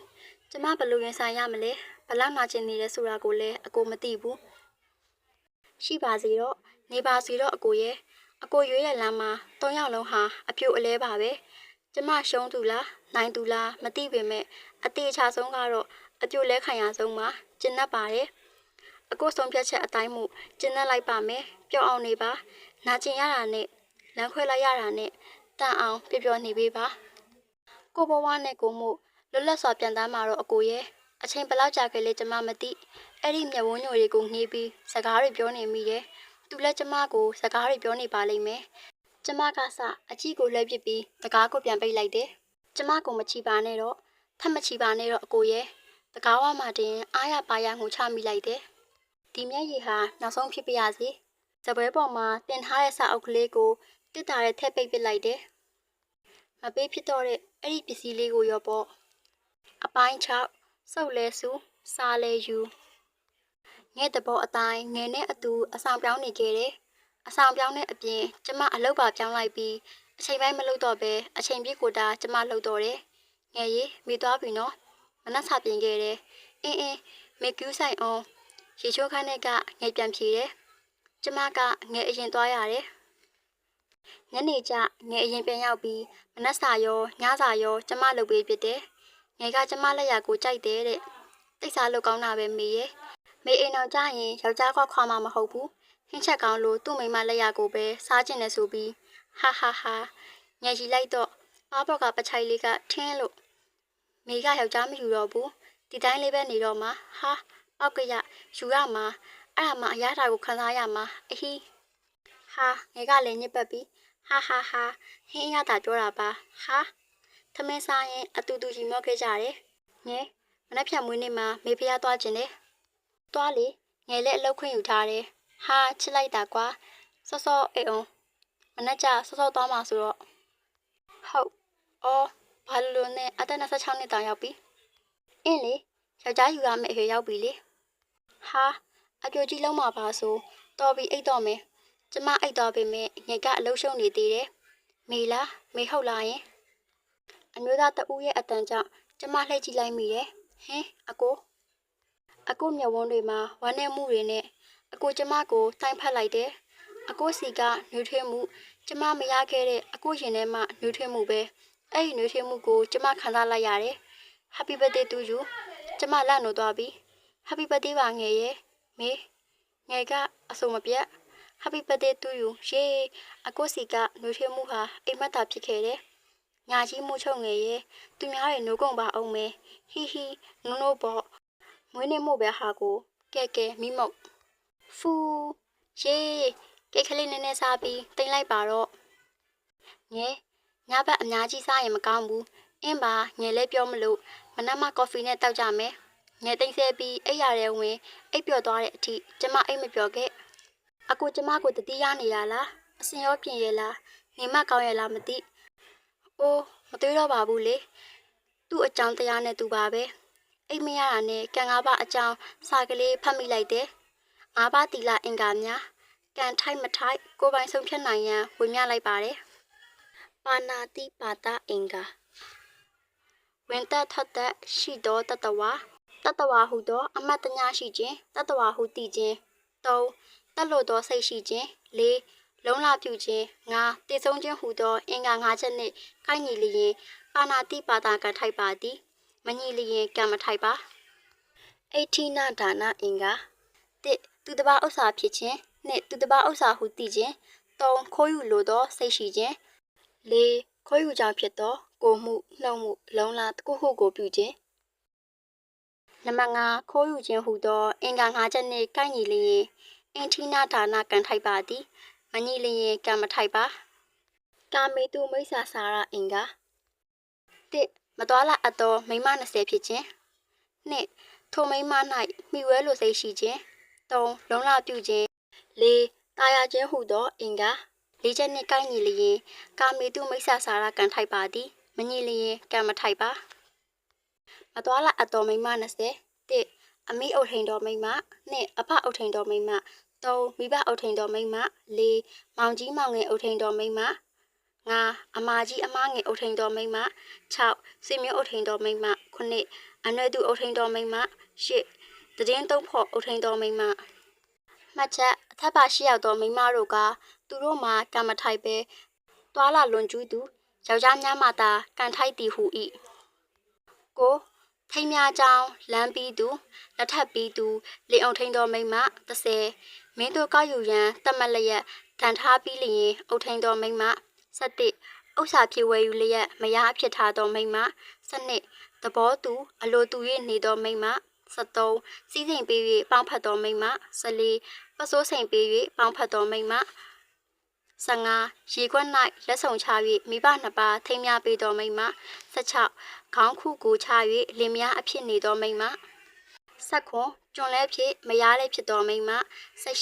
18အမှုလုပ်လဲဖြစ်မယားလဲဖြစ်သောမိမ19စစ်မြေပြင်မှာဆောင်ရွက်ခဲ့သောမိမ20တခဏမျှပေါင်းဖော်၍ငှားရန်ထားသောခိတမယားဖြစ်သူမိမမှတ်ချက်ဖော်ပြပါ12ရောက်သောမိမများတွာလာလွန်ကျူးခဲ့ပါလျင်နေရှိမယားဖြစ်၍မိမရောယောက်ျားပါနှစ်ဦးစလုံးကန်ထိုက်သည်ဟု၏မုတာဝါရအင်္ဂါမဟုတ်မမှန်သောအကြောင်းဖြစ်ခြင်း2မဟုတ်မမှန်ပြောလိုစိတ်ရှိခြင်း3ပြောလဲပြောခြင်း4လိန်ညာတိအတိုင်းတစ်ဖက်ကတိခြင်းဟုသော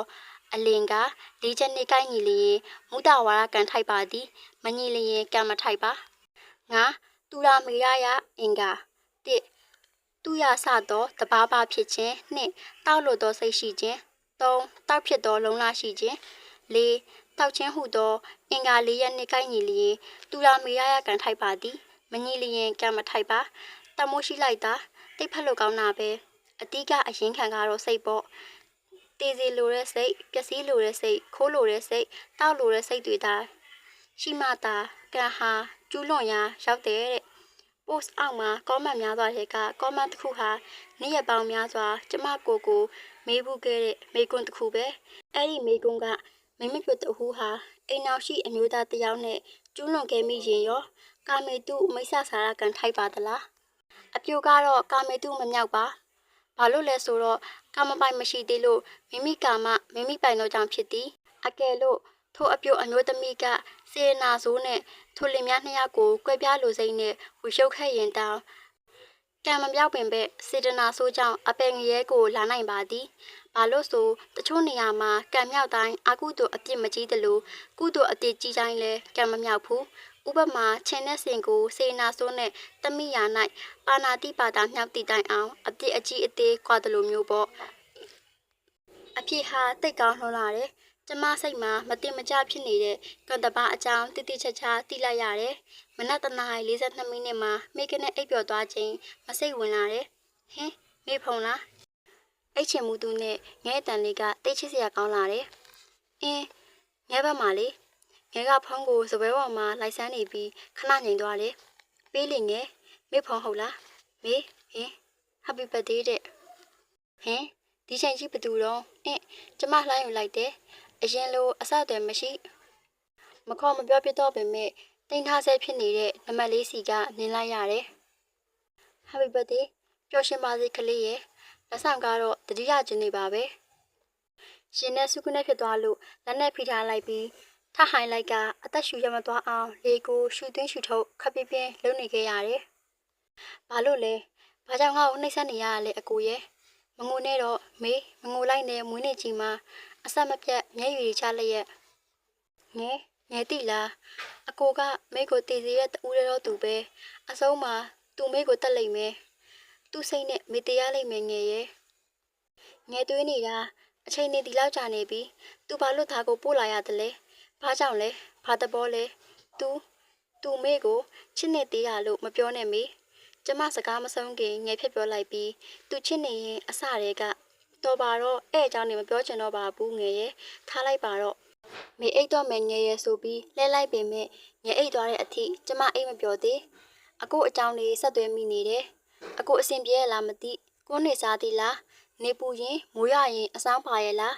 စပိန်ကိုအရင်လိုအလောတကြီးနေနေသေးလားထမင်းမအချိန်မှစားရဲ့လားတွေးနေရင်မိုးလေးကန်ဒီမှာမိကနဲ့အိတ်ပြော်သွားခဲ့တယ်ငယ်ကကျမအရင်နိုးနေပြီးမနှက်စာပြင်ထားတယ်မေစားကြမယ်လားဟုတ်ရေချိုးမနှက်စာစားပြီးကားကိတ်မှာငယ်နဲ့အတူကားဆောင်နေတဲ့အချိန်ကျမကိုသာဆူဆူဆိုင်ကြည့်နေပြီးကားလမ်းကိုဖျက်လျှောက်လာတဲ့အကိုကိုတွေ့လိုက်ရတယ်ကားရီရှုံနေတာတိုက်မိကုန်တော့မှပဲအကိုရဲ့ဆိုပြီးနှုတ်ကအကိုကျဲလောင်တဲ့အတန်နဲ့အတူကျမကိုဆွဲထားတဲ့ငဲ့ရဲ့လက်ကိုခါပစ်ပြီးကားလမ်းစီပြေးသွားလိုက်တယ်ကားရီထွေးရသွားပြီးမေဟဲ့တော့မေအမလေးငဲစီကအော်နေတဲ့အတန်ကိုကြားရတယ်ပြီးတော့ကားသမားတွေရဲ့အော်တန်ဆဲတန်မေဘာဖြစ်သွားသေးလဲဟင်မေအကိုကိုမေးတွေ့လိုက်တယ်ငယ်ကားလမ်းမကြီးအလဲမှာဘသူရှိမှလဲမေရဲ့စိတ်ထင်နေတာပါလာပါမေရဲ့ဘသူမှမရှိပါဘူးဘာဖြစ်သွားသေးလဲသူမဘာမှမဖြစ်ပါဘူးရတယ်ဦးလေးရတယ်နည်းနည်းလန့်သွားတာပါငယ်ပြန်ဖြေလိုက်ပြီးကားလမ်းမပေါ်ကျမငိုတန်တွေစူညံခဲ့ပြန်တယ်ဖះရောက်တော့ငယ်ကပရိကြီးစက်တုတ်ရွနေတယ်ငဲအတန်ကိုကြားနေရပေမဲ့မျက်လုံးထဲအကုတ်ပုံရိပ်တွေပဲမြင်နေခဲ့တယ်။အဲ့မှာကျမကိုတခုပြောစရာရှိပုံရတယ်။တိတ်မကြဘူးမေငယ်ပြောစရာရှိရဲ့။အင်းပြောလေငယ်။ငယ်နောက်လာကြရင်နေဘက်ကိုတာဝန်ကြတယ်။တနေ့လောက်ကြာမယ်ပြောတာပဲ။ကြိုးတိထားတာပါ။အဲ့ကိုမသွားရဖို့လူအလဲတွေရောနှစ်ချင်းတာရောအကုန်စူးစမ်းပြီးမရဘူး။အော်ငယ်လဲကျမကိုထားခဲ့အောင်ပါတဲ့။ကျမအကိုအတွက်အလူအလဲတင်မတက်ဖြစ်တဲ့အချိန်မှာငယ်ရှိနေလို့ကျမဖြေတာခဲ့ရတယ် မေငယ်ပြောတာကြားလားအင်းကြားပါတယ်ဒီပုံစံနဲ့စိတ်တော့မချဘူးမေရဲ့အဆင်မပြေရင်တော့ငယ်ကအလုပ်ထွက်လိုက်မှာမလုပ်ပါနဲ့ငယ်ရဲ့တနေ့ဆိုတာခဏလေးပါနှစ်ရိုင်းဖုံးထွက်ကြမယ်လေကြားတယ်ပိတ်ရက်များရင်လည်းပြန်လာခဲ့မယ်လေနော်ငယ်အတန်ကတုံရင်နေတယ်ဒီလိုပဲကျမအတန်လဲငိုတန်ပါနေခဲ့တယ်အင်းပါအဲ့ဒီနေ့ကကားဂိတ်မှာငဲကိုလိုက်ပို့ရင်ငယ်ရောကျမရောငိုခဲ့ရသေးတယ်ငယ်ကမှားခဲ့တယ်ငဲကိုလမ်းလို့ပဲငိုနော်ဟိုကောင်ကိုလမ်းလို့မငိုနဲ့တတိလေးပါလေးအမြဲထားကျမရဲ့ကူးဆိုင်တိလာမေဟုတ်ကဲ့ပါငယ်ငယ်ကားပေါ်တက်သွားပြီးတစ်ချက်တောင်လှဲမကြည့်ကျမတိနေတယ်ငယ်ငိုနေမယ်ဆိုတာအဲ့ဒီနေ့တွေဟာလဲကျမရင်ကိုပူပင်စေခဲ့တယ်ငယ်မရှိရဲ့နောက်ပိုင်းအမေအိမ်သာပြန်နေဖြစ်ခဲ့တယ်ငယ်နဲ့နေ့တိုင်းစကားပြောဖြစ်ပြီးအကိုကိုလည်းနေ့တိုင်းလွမ်းနေမိသေးတယ်လအနေငယ်ကြတော့ငယ်အိမ်အောင်ပြုတ်ရမယ်လို့တင်ကြရတယ်ငယ်တောင်းမှတ်ပါတယ်မေရပါတယ်ငယ်ရဲ့မေအဆင်ပြေပါတယ်အမပဲနေတော့မှလားဟင်အင်းပါမင်္ဂလာဆောင်ကြမေးလာခဲ့မယ်နော်မေငယ်ကိုဂတိဖြတ်သူလို့ထင်နေပြီလားယင်မထင်ပါဘူးငယ်ရဲ့ငယ်ပြောပူးရလေငယ်နဲ့မေကအတူတူပဲဆိုငယ်ပြောရင်မေပြောပါတယ်မေလည်းယူမှာပဲလေစားနောက်ကပြောလိုက်မှသူရီမော့သွားတယ်တောင်ကြီးကိုငဲမင်္ဂလာဆောင်ပွဲကြောင်းသွားရင်အလဲအပတ်တလားလောက်ကြာခဲ့တယ်မေငယ်မေးတရားရှိရဲ့အင်းမေးလေမေသူ့ကိုမေးပြီလားဟင်းလို့ဖြေလိုက်ရင်ငဲ့အပြုံးသေးတေချာပေါက်ပျောက်သွားလိမ့်မယ်မေးပြီပေါ့ငယ်ရဲ့ဘလောက်ကြာနေပြီလဲနှစ်နှစ်လောက်တောင်ရှိနေပြီဆိုပြီးမတေချာမရေရာပြောလိုက်ပေမဲ့အကိုနဲ့ကျမအဆအတန်မရှိတာရက်ပေါင်း649ရက်ရှိခဲ့ပြီမေးလဲငဲ့လိုပဲယူမှာတနေ့ပဲဆောင်တိလားဟာအားရပါရအတူတူယူမော့လိုက်ကြတယ်ငဲ့အမျိုးသားကငဲ့ထက်အရက်ပိုရှိပြီးငယ်နဲ့လည်းလိုက်ဖက်တယ်တောင်ကြီးအပြန်ကားပေါ်မှာသွေးနေမိတယ်ငယ်ပါကျမဘဝတွေကထွက်သွားတာတေချာပြီးဘဝဟာ6တွေ့လွန်လာတယ်အလုတ်သွားအလုတ်ပြန်ငဲ့ကိုမတွေ့ရတော့ဘူးငဲ့တန်လေးလည်းမကြားရတော့ဘူးအကိုကိုလွမ်းလို့ငိုတဲ့ညတွေမှာနှစ်သိပ်ပေးတတ်တဲ့ငဲ့တန်လေးကြားမိပြန်ရင်နှစ်ယောက်လုံးကိုတစ်ချိန်တည်းမှာတတိယပြီးငိုခဲ့ရပြန်တယ်ကျမဟာငိုဖို့ပဲတည်ရမိမမဟုတ်လားကျမတို့ကိုဘသူတွေဟာဘလို့ပဲအချိန်မှာခွဲခွာသွားကြမလဲဘာမှရေးရမသိရဲ့လောကကြီးရဲ့ရေးရနေရတစ်ခုကကျမအကိုကိုတကယ်ချစ်ခဲ့တယ်မေးဖို့ကြိုးစားရင်မေးမရတဲ့နေစဲတွေကိုကျမလက်ခံလိုက်တယ်လွမ်းနဲ့တတိရတယ်နှလုံးသားရဲ့စိတ်အလိုအတိုင်းအဲ့ဒီအမျိုးသားကိုကျမတည်တည်တိုင်ရှိသွားမယ်မေးလို့ရခဲ့ရင်လည်းမေးပစ်လိုက်မယ်အိုးကျမကိုညာနေမိတာပဲဘဝမှာမေးသွားရဲဆိုတာရှိလို့လားမိမိပြက်ပြောက်လေးပဲနေကြတာပါတိုက်ဆိုင်မှုလေးတွေရှိလာတဲ့အခါတတိပြန်ရကြတာပဲလေတတိယချင်းတွေဟာအကိုအတန်အကိုအပြုံးအကိုမျက်ဝန်းညိုတွေမှတင်ပြီးဆုံးသွားခဲ့တာပျက်စီးပါစေပိုင်ဆိုင်ရပါစေဆိုတဲ့တတ်မှတ်မှုဘာဆိုဘာမှမရှိခဲ့ဘူးဒါပေမဲ့အကိုကိုချစ်မိလို့ငရဲကြမယ်ဆိုရင်တောင်အဲ့ဒီငရဲဟာဘလောက်ပူနိုင်မှာလဲအကိုစင်ပြပါမလားလို့တွေးပူနေတဲ့ကျမရင်ကိုမိပါမလားအပိုင်းခွန်မောင်ကျမအသက်30ကျော်မှအင်ကြပေးစားတဲ့သူနဲ့လက်ဟပ်ခဲ့တယ်။ဇော်မင်းနဲ့ကျမထက်အသက်2နှစ်ငယ်တယ်။သူကအရက်ရှည်ပြီးအသားညိုတယ်။တီတီကြီးကြီးနဲ့နေပေမဲ့ကျမနဲ့ကကလေးတယောက်တသားကျမကိုလည်းဂူးဆိုင်ရှာတယ်။သူကမန္တလေးသားဆိုတော့မန္တလေးမှာပဲအခြေချရတော့တယ်။မနက်8နာရီဆိုသူရုံသွားပြီးရုံမတော့ခင်မနက်စာကိုကျမပြင်ပေးထားရတယ်။အိမ်မှုကိစ္စတွေနဲ့ပဲလုံးပန်းကအိမ်ထဲမှာပဲနေဖြစ်ခဲ့တယ်။သူအားရင်တော့မန္တလေးမြို့ရဲ့အတူတူလျှောက်လက်ကြတယ်။ပြီးတော့ဇော်ကညနေ9နာရီမထိုးခင်အိမ်ပြန်ရောက်လေးရှိတယ်။ဇော်ကသူ့ကိုမောင်လို့ခေါ်သေးချင်တာမို့သူ့ကိုသူမောင်လို့တုံးခေါ်ပြတယ်။မောင်လို့မခေါ်ရင်လည်းသမီးမစားပဲဆန္ဒပြတတ်သေးတယ်။မေမနှက်ဖြန်အပြင်သွားခြင်းလား။ဟင်းလှုပ်ရှားရရှိသေးရဲ့လေ။မောင်ကူလုံးမယ်လေ။ရပါတယ်အလုပ်ပိတ်တာတရက်တလေနားပေါ်မောင်ရဲ့။ဒါဆိုလဲမိနဲ့အတူနားမယ်လေဆိုပြီးကျမခါကိုနောက်ကနေတိုင်ဖက်လိုက်တယ်။ဖဲပါမောင်ရဲ့သမင်းစားမယ်ဟုတ်လား။သွားဟိုင်နေမိကိုရောဟာသွားပါ။တထောင်စင်းနဲ့စောကိုတွတ်တိုက်ကသွားဟိုင်နေတော့ရပြီနော်။ဟင်းတွေကသွားအာမွေးနေတာပဲကွာ။သမင်းစားရင်စောကမောင်မိမချက်တာလက်ရကတိတ်ကောင်းတာပဲ။ရုံးမှလည်းမောင်တိတ်စားမရဘူး။သူများတွေကြီးပဲစားကြတာကောင်းလို့တဲ့။ အော်ကျွေးလိုက်ပေါ့မောင်ကအိမ်ပြန်ရောက်ရင်စားလို့ရတာပဲကိုအိမ်မှာမပြင်းဘူးလားမေရုံးလိုက်ခဲ့မလားမလိုက်ချင်ပါဘူးလူတွေရှုပ်ခရှုပ်အင်းပါမလိုက်တာပဲကောင်းပါတယ်မဟုတ်ရင်မောင်မိမအလားလေးဆိုတော့တော်ကြတဝင်းတူနေရအောင်မဲတော်ပါမောင်ရဲ့စားစရာရှိရာစားပါဇော်ကတော်တယ်စလိတ်မတော့ကိုမစားပြိုတိုင်းကြိုက်တဲ့အနေထားပေါ့အတော့အစားအလောင်းကစားအပျော်ပါမလိုက်ဘူးမနှက်အလုပ်သွားတယ်ကြံလာတယ်ကျမအနာကတ်တယ်လားစားလဲအကုန်အပ်တယ်မညိုမညင်မကြီးမညူပဲချရှာတယ်ဇော်ကကျမအိမ်ထဲကြီးနေတာကိုတိတ်တဘောမကြဘူးအပြင်ကိုအမြဲတမ်းခေါ်တယ်ဘေးအိမ်တင်နဲ့မိတ်ဆက်ပေးတယ်ကျမကဘသူမှလိုရထပ်ဖို့မရောဘူးအလဲအပတ်လည်းမလုပ်ဘူး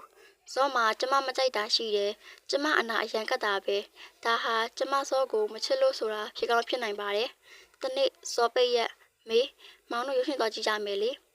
မောင်သွားချင်သွားပေါ့မိကရောမိကအလုပ်ရှိတယ်ဒါပဲမဟုတ်လားဇောကျမစကားကိုဖြတ်ပြောလိုက်ပြီးအင်းပါအလုပ်ရှိရာကိုထားခဲ့ပါကွာလိုက်ခဲ့နော်မေနော်အင်းပါနိုးနေပြီဟုတ်လားထားတော့အဲ့ရသိမ်းမလို့မနှက်စာလှုပ်ထားတယ်သွားထားတော့အစားကားတော့ထားတော့မလို့ပဲအကိုမေးကိုတည်ပြီးပြန်အိတ်ချင်သွားပြီဟာရုပ်ရှင်ရောက်သွားမယ်ဆိုအင်းပါနောက်ကြလိုက်မယ်လေနောက်ကြပါစေပေါ့ဆိုပြီးကျမကိုအတင်းဖက်ကအဲ့ရရဲ့လက်ချပစ်လိုက်တယ်တစ်ချိန်တည်းကျမသူ့ကိုတွန်းဟုတ်လိုက်မိတယ်သူဂရင်ချင်းရင်မှာကျမကိုကြောပေးထိုင်ပြီးမောင်ကိုမချစ်တော့ဘူးဟုတ်လားမေအဲ့လိုမဟုတ်ပါဘူးမောင်ရဲ့အပြင်သွားမယ်ဆိုတော့နောက်ကြမှာဆိုလို့ပါအနာကိုတိုးပြီးနောက်ကနေခါကိုဘက်ကမောင်ပခုံးပေါ်မေးတင်လိုက်တယ်မောင်ကိုချစ်လားအင်းအဲ့ဆိုချစ်ချမလားလက်များကိုဆက်ငါထားလိုက်ပြီးကြာသလားလို့ချစ်စရာလေးကွာဇောကိုချော့ရတာတိတ်လွယ်တယ်ကျမအပြင်သွားရင်လက်ချိတ်မလျှောက်တတ်ဘူးငယ်ကတော့အားနေချက်ပေါ့လာမောင်လက်ကိုဆွဲသွားပါလက်တွေချီးထွက်ကထွက်နဲ့သွားရှိကကျမပခုံးကိုလှမ်းဖက်လိုက်ပြီးလက်မခံရင်လည်းပြီးရော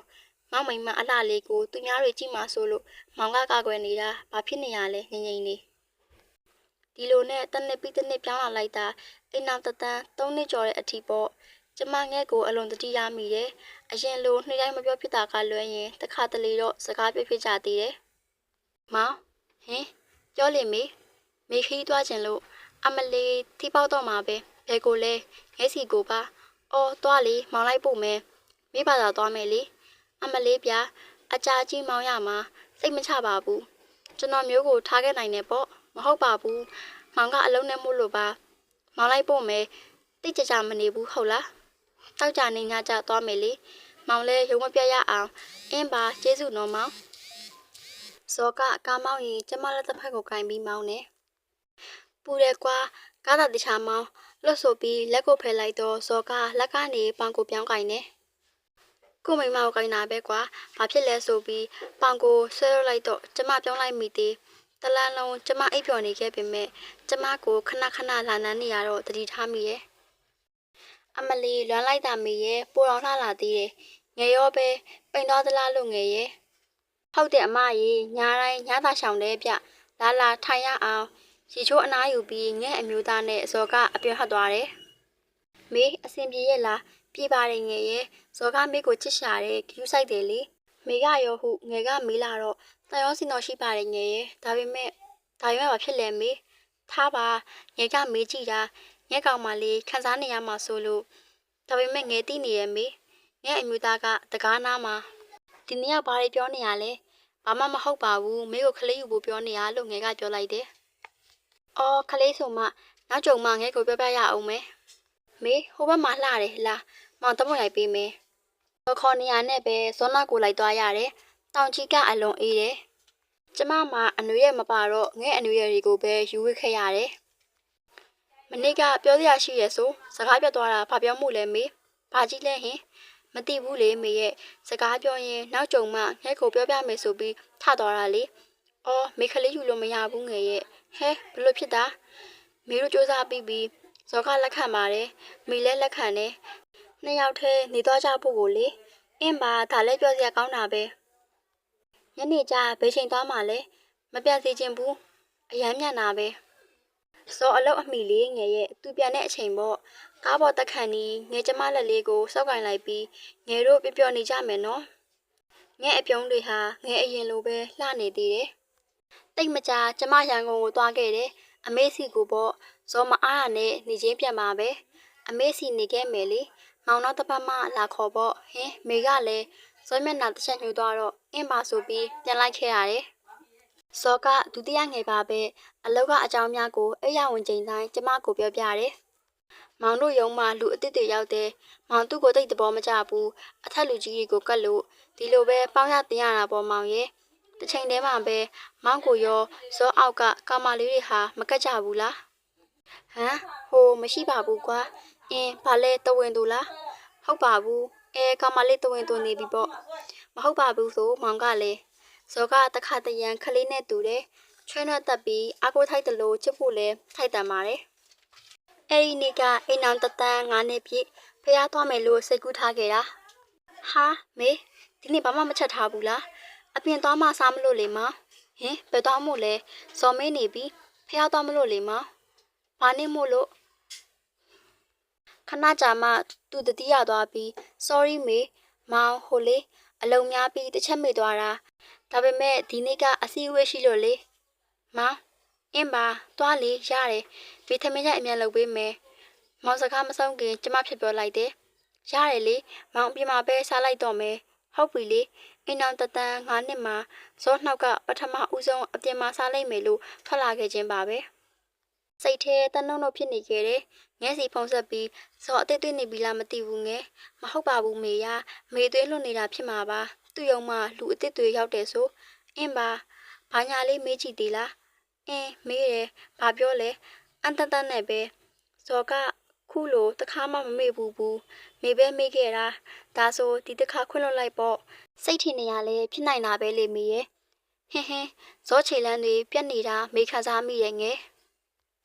ညနေအိမ်ကိုနောက်ကျမှပြန်လာတာမျိုးရရှိလားဟင်းဒါပေမဲ့မနက်စောပိုင်းတော့အစောကြီးထပြီး9နာရီခွဲလောက်ဆိုသွားတယ်မဟုတ်ပါဘူးမေရဲ့ဖုံးရကန်ဒီမဟုတ်နိုင်ပါဘူးမေရမိလိုက်ပါလို့ညင်မာခဲ့ပေမဲ့ဇောကိုစိတ်ဆိုးနေခဲ့တယ်မောင်ပြန်ရောက်ပြီး Happy Anniversary ပါမေပါစီကြီးပါလာပြီးကျမတိတ်ကြိုက်တဲ့တနခါပန်းတွေနဲ့တပွေးတပိုက်ကြီးတစ်ချက်ပြုံးလိုက်ကအပြင်မှာစားမယ်ဆိုလို့နောက်အပြင်မှာပဲစားတော့ဒီနေ့လည်းဘာမှမချက်ထားဘူးဆိုပြီးပန်းစည်းကိုယူကလွှတ်ဟတ်ခဲ့တယ်။ရတယ်လေမစားဘူးမိချက်ကျွေးမှပဲစားမယ်။ထက်ချက်မကွာလိုက်ဖက်နေပြီးမောင်တကယ်အလုပ်များနေလို့တစ်ချက်ကလေးတတိမိသွားတာပါမေရဲ့။မောင်ကိုစိတ်မဆိုးပါနဲ့ကွာ။ကျမစိတ်ဆိုးမပြေရင်သူ့လက်မှာမဟုတ်တော့ပြီးတာပဲအဲ့လိုဆိုလဲခြေလန်းတွေပြက်မယ်မကြမ်းနဲ့နော်ရိုက်ချိုးပြစ်မယ်အမလီမပြတ်ပါဘူးဗျာကြောက်ပါတယ်ရဲရဲမမောနဲ့သူပြန်ပြောခဲ့တယ်ဘေးမှာလှဲနေတဲ့ဇောကိုကြည့်ပြီးမောင်ဗျာဇောကအမြဲရင်လို့တာထူးခဲ့တာအခုဗျာတဲ့စိတ်ထဲတစုံတယောက်ကိုတတိယသွားမိတယ်မေးလာလားရင်လှတယ်မေဘလောက်လှလဲအဲ့လိုတော့မှမသိဘူးဆိုပြီးသူ့လက်မောင်းပေါ်လလေးပုတ်ပြတော့ကျမသွားလဲအိတ်လိုက်တယ်နှလုံးလဲလှတယ်အပြောရောအနေထိုင်ရောမိမပီတာတယ်တော်လဲတော်တယ်ခန္ဓာကိုယ်လဲလှတယ်စပင်လဲလှတယ်ကွာမောင်မိမကပြီးပြည့်စုံတော့မိန်းကလေးပဲဇောပိုက်ကတကောကမြည်နေပြီးအတန်ကြားမှဆိုတဲ့ဖြစ်ဇောလောက်ခါနေတယ်မိခောက်သက်ပြုတ်ပေးမယ်နော်ဆိုပြီးကျမပြုတ်ပေးထည့်ပေးမှဇောထစားတယ်စားနေတာကြည့်ပြီးကျမစိတ်ထင်နေတာပဲဖြစ်မှာပါဆိုပြီးစိတ်ကိုဖြေခဲ့ရပြန်တယ်အပိုင်းရှိ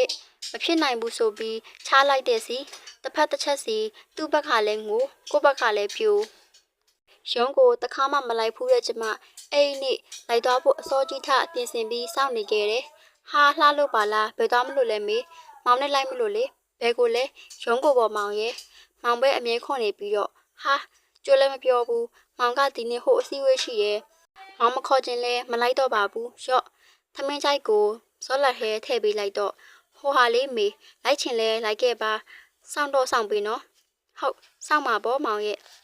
အင်းပါအော်မောင်လူတယောက်ကိုဝင်ခေါ်ရအောင်မယ်ရတယ်လေပြီးရင်ဆင်းလာခဲ့မိကားတဲ့ပစ္စည်းရထည့်ပြီးစောင့်နေမယ်အင်းဇော်ကအရင်လိုကျမလက်ကိုကင်မထားပဲလက်တန်းပေါ်လက်တင်ပြီးလက်တွေကိုအငိမ့်မနေတစ်ခုခုကိုစိတ်နစ်ပြီးတွေးနေတယ်လို့ငိမ့်နေကလမ်းတွေကိုလည်းကွေ့ပတ်ကမောင်းနေတော့အစည်းအဝေးရှိရဲဆိုမြန်မောင်းလေမောင်းဘလို့လှုပ်လန်းနေပတ်မောင်းနေရလဲဟိုလန်းကပိတ်ထားလို့လေဘယ်လန်းကပိတ်တာလဲမနေ့ကမှမေစီဝဲလာတာမပိတ်ထားပါဘူးမောင်ရဲ့ ပိတ်ဘူးပိတ်ထားတယ်ထင်လို့ငါတက်တိုက်ခန်းရှိမှာစောကားရက်လိုက်ပြီးဖုံးခေါ်နေတယ်နွဲအကိုရောက်ပြီးအကိုတဲ့ခဏကြာတော့ခန့်ငယ်ငယ်ကောင်းမလေးတယောက်ဆင်းလာတယ်20ကျော်ဝန်းကျင်ပဲရှိအောင်မယ်သူနောက်ခန်းမှာထိုင်ပြီးမိနစ်အနည်းငယ်လောက်ထိကျမတို့3ယောက်ဘာစကားမှမပြောနှုတ်လဲမဆက်တကယ်ဆိုစောကမိတ်ဆက်ပေးရမယ်မဟုတ်လားကျမစိတ်ထဲတွေးနေမိရဲ့သူမနဲ့ကနေကျမကိုခဏခဏချောင်းကြည့်နေပြီးသူ့နှုတ်ကအကိုအမျိုးသမီးလားအင်းဟုတ်တယ်ညူနေမိရဲ့နွယ်မေ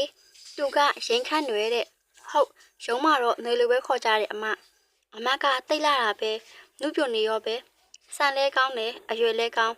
သူကနှုတ်သွက်လာတယ်ညောင်နေပြီရှင်ကဲဘာစားမလဲပြော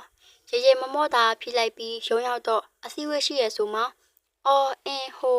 ဇော်အန်တန်တန်ဖြစ်နေချင်းဟင်ဒီနေ့အစည်းအဝေးမရှိပါဘူးမနှက်ဖြန်မလေးအကိုရဲ့ရမတ်တာမှားလာနဲ့တူတယ်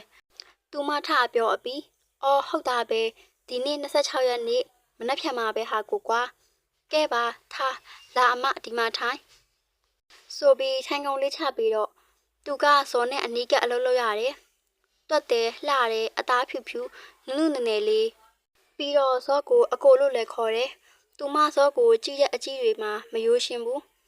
ကျမကမောင်ဘေကလူတွေအားလုံးကိုတမနက်လုံးအကဲခတ်နေမိရော်တယ်နေကင်းထမင်းစားချိန်ရောက်တော့မောင်မေပြင်းတယ်ပြန်နေတော့မယ်မောင်လိုက်ဖို့မယ်လေနေမိဘသာသွားလိုက်မယ်ဟာမောင်သိမချဘူးခဏမောင်လိုက်ဖို့မယ်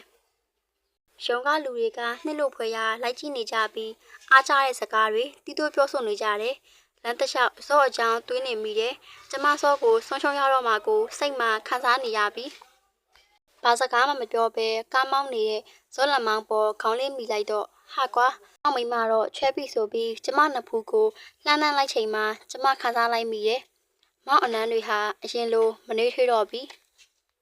ကျမမောင်ကိုလက်လွတ်မပေးခြင်းဘူးမောင်ဟာတစ်ချိန်ကကျမကိုအလွန်အမင်းချစ်ခဲ့တယ်ကျမအလားကျမအချက်အပြုံနဲ့ကျမအယူရကိုစွန့်လိုက်ခဲ့သူဖြစ်တယ်ဘလို့ပဲဖြစ်ပါဗမိန်မကို့အမျိုးသားကိုမဆုံးရှုံးချင်ပါဘူးတတိထားမိတလောက်ဇော်ပြောင်းလဲနေတာ3လကျော်ခဲ့ပြီတရက်ထက်တရက်ဇော်ကအလုတ်တွေပို့ပြီးများလာတယ်အလုတ်ကိုလည်းအစောကြီးသွားတဲ့အပြင်ညဆိုလဲနောက်ကျမှပြန်လာတတ်နေပြီကျမယုံကိုလိုက်သွားခြင်းပေမဲ့ကျမစိတ်မှာကျမကြောင့်နေရခတ်သွားမဲ့လူနှစ်ဦးကိုတနာမိတယ်အဲ့ဒါကြောင့်မတိချင်အောင်ပဲစောင့်နေခဲ့တယ်အဲ့ဒီနေ့ကရာသီဥတုမကောင်းဘူးမိုးရွာလိုက်နေပူလိုက်နဲ့အဝတ်တွေထုတ်လန်းလိုက်ပြန်ရောက်လိုက်နဲ့ကျမအလုပ်ရှုံးနေခဲ့တယ်မျက်စိကဖုံးဝင်လာပြီးဟယ်လိုမေနေကောင်းလားအင်းကောင်းပါတယ်ငယ်ရဲ့ကောင်းပါတယ်မေအဆင်ပြေရဲ့လားညကအိမ်မက်တဲ့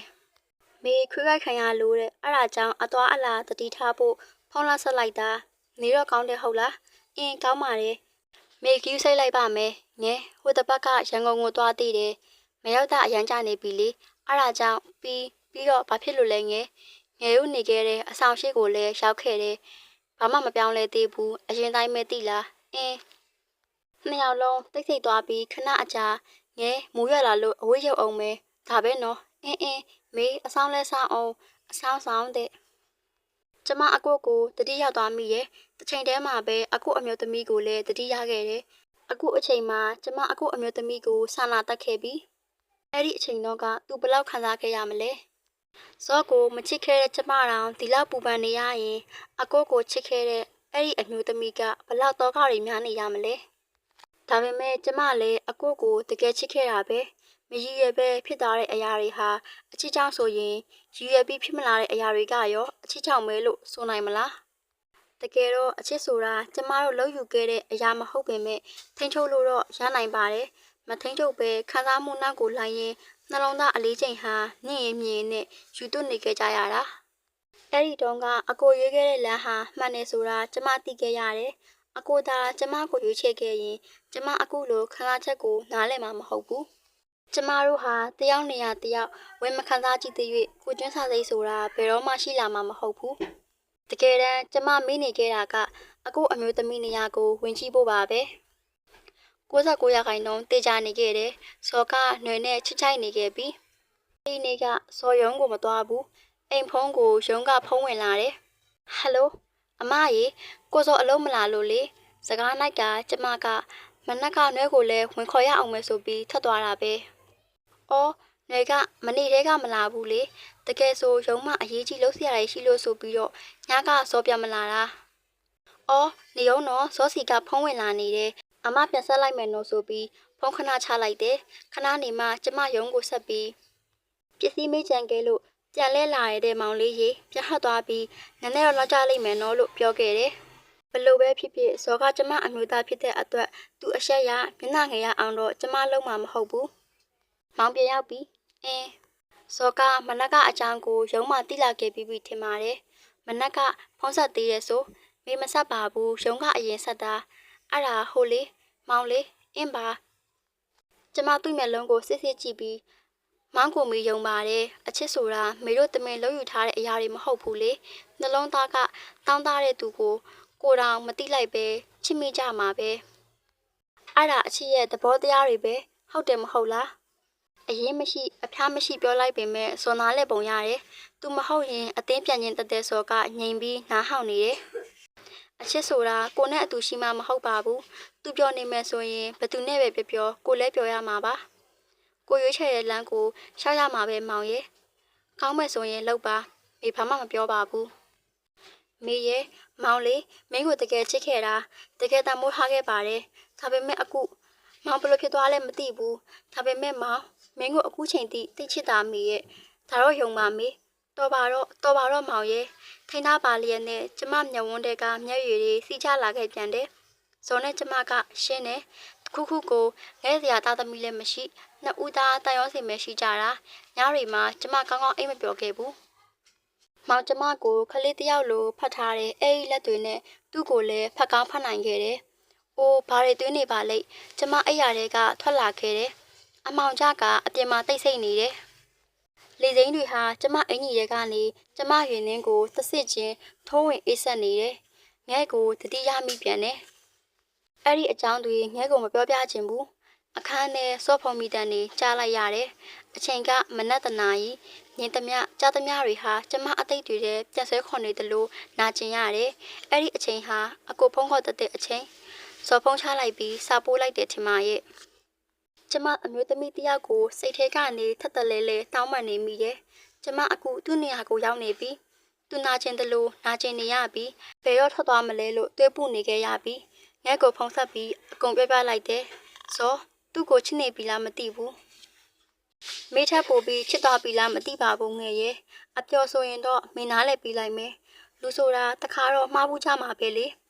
မေစောကိုမဆုံးရှုံးချင်ဘူးကျမစကားမဆုံးခင်အိုးဖောက်ပြန်နေတာကိုနားလဲပေးစရာလားမေရဲ့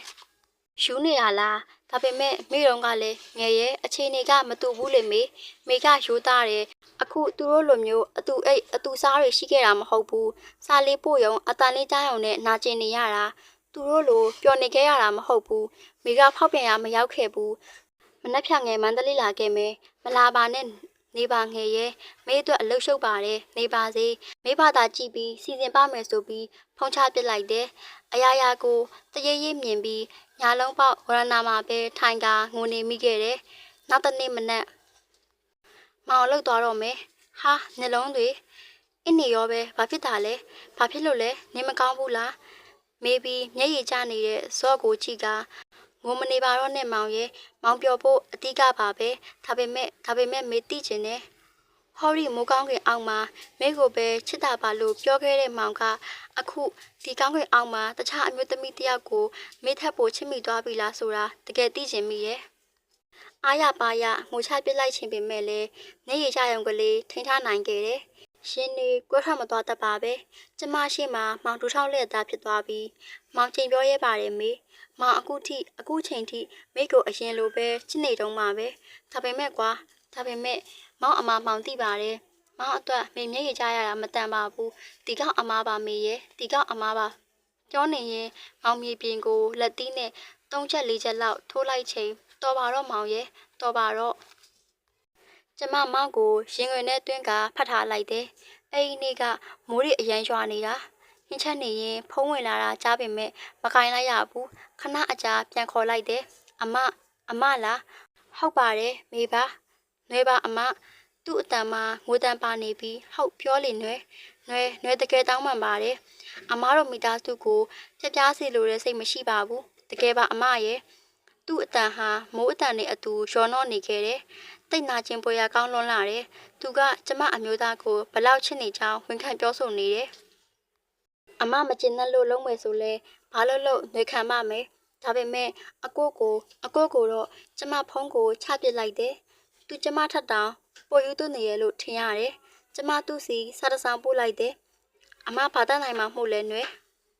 ချစ်ကတိတ်ထူးဆန်းနေမဟုတ်လားဘသူကိုဘလောက်ချစ်ကံကုန်ရင်ဝေးကြဖို့တနည်းနည်းနဲ့ဖန်လာတာပဲချစ်ချင်းမြတ်တာဟာရိုးရှင်းပေမဲ့ဝေကျွေးတွေရောနှောလာတဲ့အခါဘဝတွေပါကြောက်ကြက်ဖြစ်ကုန်တယ်စကားတွေအများကြီးတော့မပြောချင်ပါဘူးညနေမှအဆင်ပြေဖို့ပဲမျှော်လင့်ပါတယ်တိတိကျကျပြောရရင်အိမ်နောက်တန်း9နှစ်6လပြည့်ဖို့2ရက်အလုံးမှာကျမနဲ့ဇော်ခွာရှင်းပြည့်စဲခဲ့ကြတယ်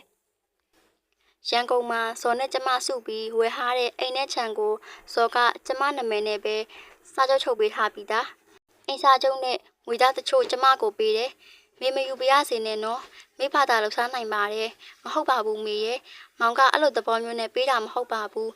မောင်အပေါ်အရာရာနားလဲပေးခဲ့တဲ့မိအတွက်မောင်ပေးချင်တာပေးနိုင်တာလေပေးလိုက်ချင်လို့ပါလက်ခံပေးပါမေရဲ့ဒါတွေဟာမောင်ပေးနိုင်တဲ့မောင်ရဲ့နောက်ဆုံးလက်ဆောင်တွေပါကောင်းပါပြီကျေးဇူးတင်ပါတယ်အစားအရာရာလဲယူဆိုင်ပါစောလို့ပြောပြီးမတတ်ထအရက်မှာမောင်စကားတစ်ခွန်းလောက်ပြောလို့ရနိုင်အောင်မလားစောဘက်ကိုပြန်လဲလိုက်ပြီးမေခေါင်းတော်ညှိပြလိုက်တော့မောင်မျက်ရည်ကျလျက်မောင်ကိုလက်ထပ်ယူခဲ့တဲ့နေ့ကစပြီးမေကတာဝန်ကြည့်ခဲ့ပါတယ်အမေလိုအမလိုဇနီးတယောက်လိုပါရမီဖြည့်ခဲ့တဲ့အတွက်လည်းကျေးဇူးတင်ပါတယ်ပြီးတော့မောင်တကယ်မင်းကိုချစ်ခဲ့တာပါဒါပေမဲ့ကွာရှူမောင်နှခမ်းကိုကျမလက်ညှိုးနဲ့ပိတ်လိုက်ပြီးလောကမှာချစ်ရင်တည်ရဲ့သူနဲ့စူးစားရင်တည်ရဲ့လူ2မျိုးရှိတယ်တမှုထူပြီးစောနောင်သားနဲ့တည်ရဲ့လူတော့မဖြစ်စေနဲ့အရာရာဟာပိုကောင်းမဖြစ်လာတာပဲလေဟုတ်တယ်မဟုတ်လားဆိုပြီးနောက်ဆုံးအနေနဲ့ဇောနဖူးကိုကျမပေးနိုင်မဲ့မြစ်တာအနှွေးတက်တစ်ခုတာနမ်းပြီးပေးခဲ့တယ်ကြော်တလို့တာနေပါတော့ကွယ်ဇော်နဲ့သူမဘလို့ဆက်သွားမလဲကျမမသိချင်သူတို့မန္တလေးမြို့ပါပဲကြံခဲ့ပြီးကျမအတွက်မိဘတွေရောငဲ့ကိုရောစိတ်ဒုက္ခတွေမပေးလို့တော့ဘူးနောက်တိခါမှတီရောဆိုပြီးဘသူမှမပြောဘဲနေခဲ့တယ်ရန်ကုန်အိမ်မှာပဲရှေ့ကိုအခန်းထပ်ထည့်ပြီးကျွမ်းကျင်တဲ့လူ9ခေါ်ကအလားပြဆိုင်ဖွင့်ခဲ့ပြီးစာပြန်ရေးဖို့ဆုံးဖြတ်လိုက်တယ်ဇလန်းတွေထက်ကြပြားတွေပဲကျမရေးချင်တော့တယ်သူ့နာမည်ကမမိုးလွင်တဲ့ကျမကသူ့ကိုမမိုးလို့ခေါ်တယ်ငဲလိုပဲကျမကိုဂရုစိုက်တယ်ဆိုင်ကိုလည်းစိတ်ချရတယ်မိုးလေအမကိုတိတ်အားကြရပဲတီလားတကိုယ်လည်းအေးအေးဆေးဆေးပဲအဲ့အခါကျရင်ကျမကရှင်ထဲကနှာကျင်မှုတွေမြင်မသွားအောင်ပြောပြခဲ့ရသေးတယ်မိုးအမနဲ့အမြဲအတူနေမယ်တီလားအမကိုအတူခိုမယ်အမအနာမှာအမေလိုအမလိုအမြဲလှုပ်ကြွေးပြုစုမယ်ကျေးဇူးတင်ပါတယ်မိမိုးရဲ့နင်ပြောတာနဲ့ငါကောင်ကအဖွားကြီးလိုပဲခံစားလိုက်ရတယ်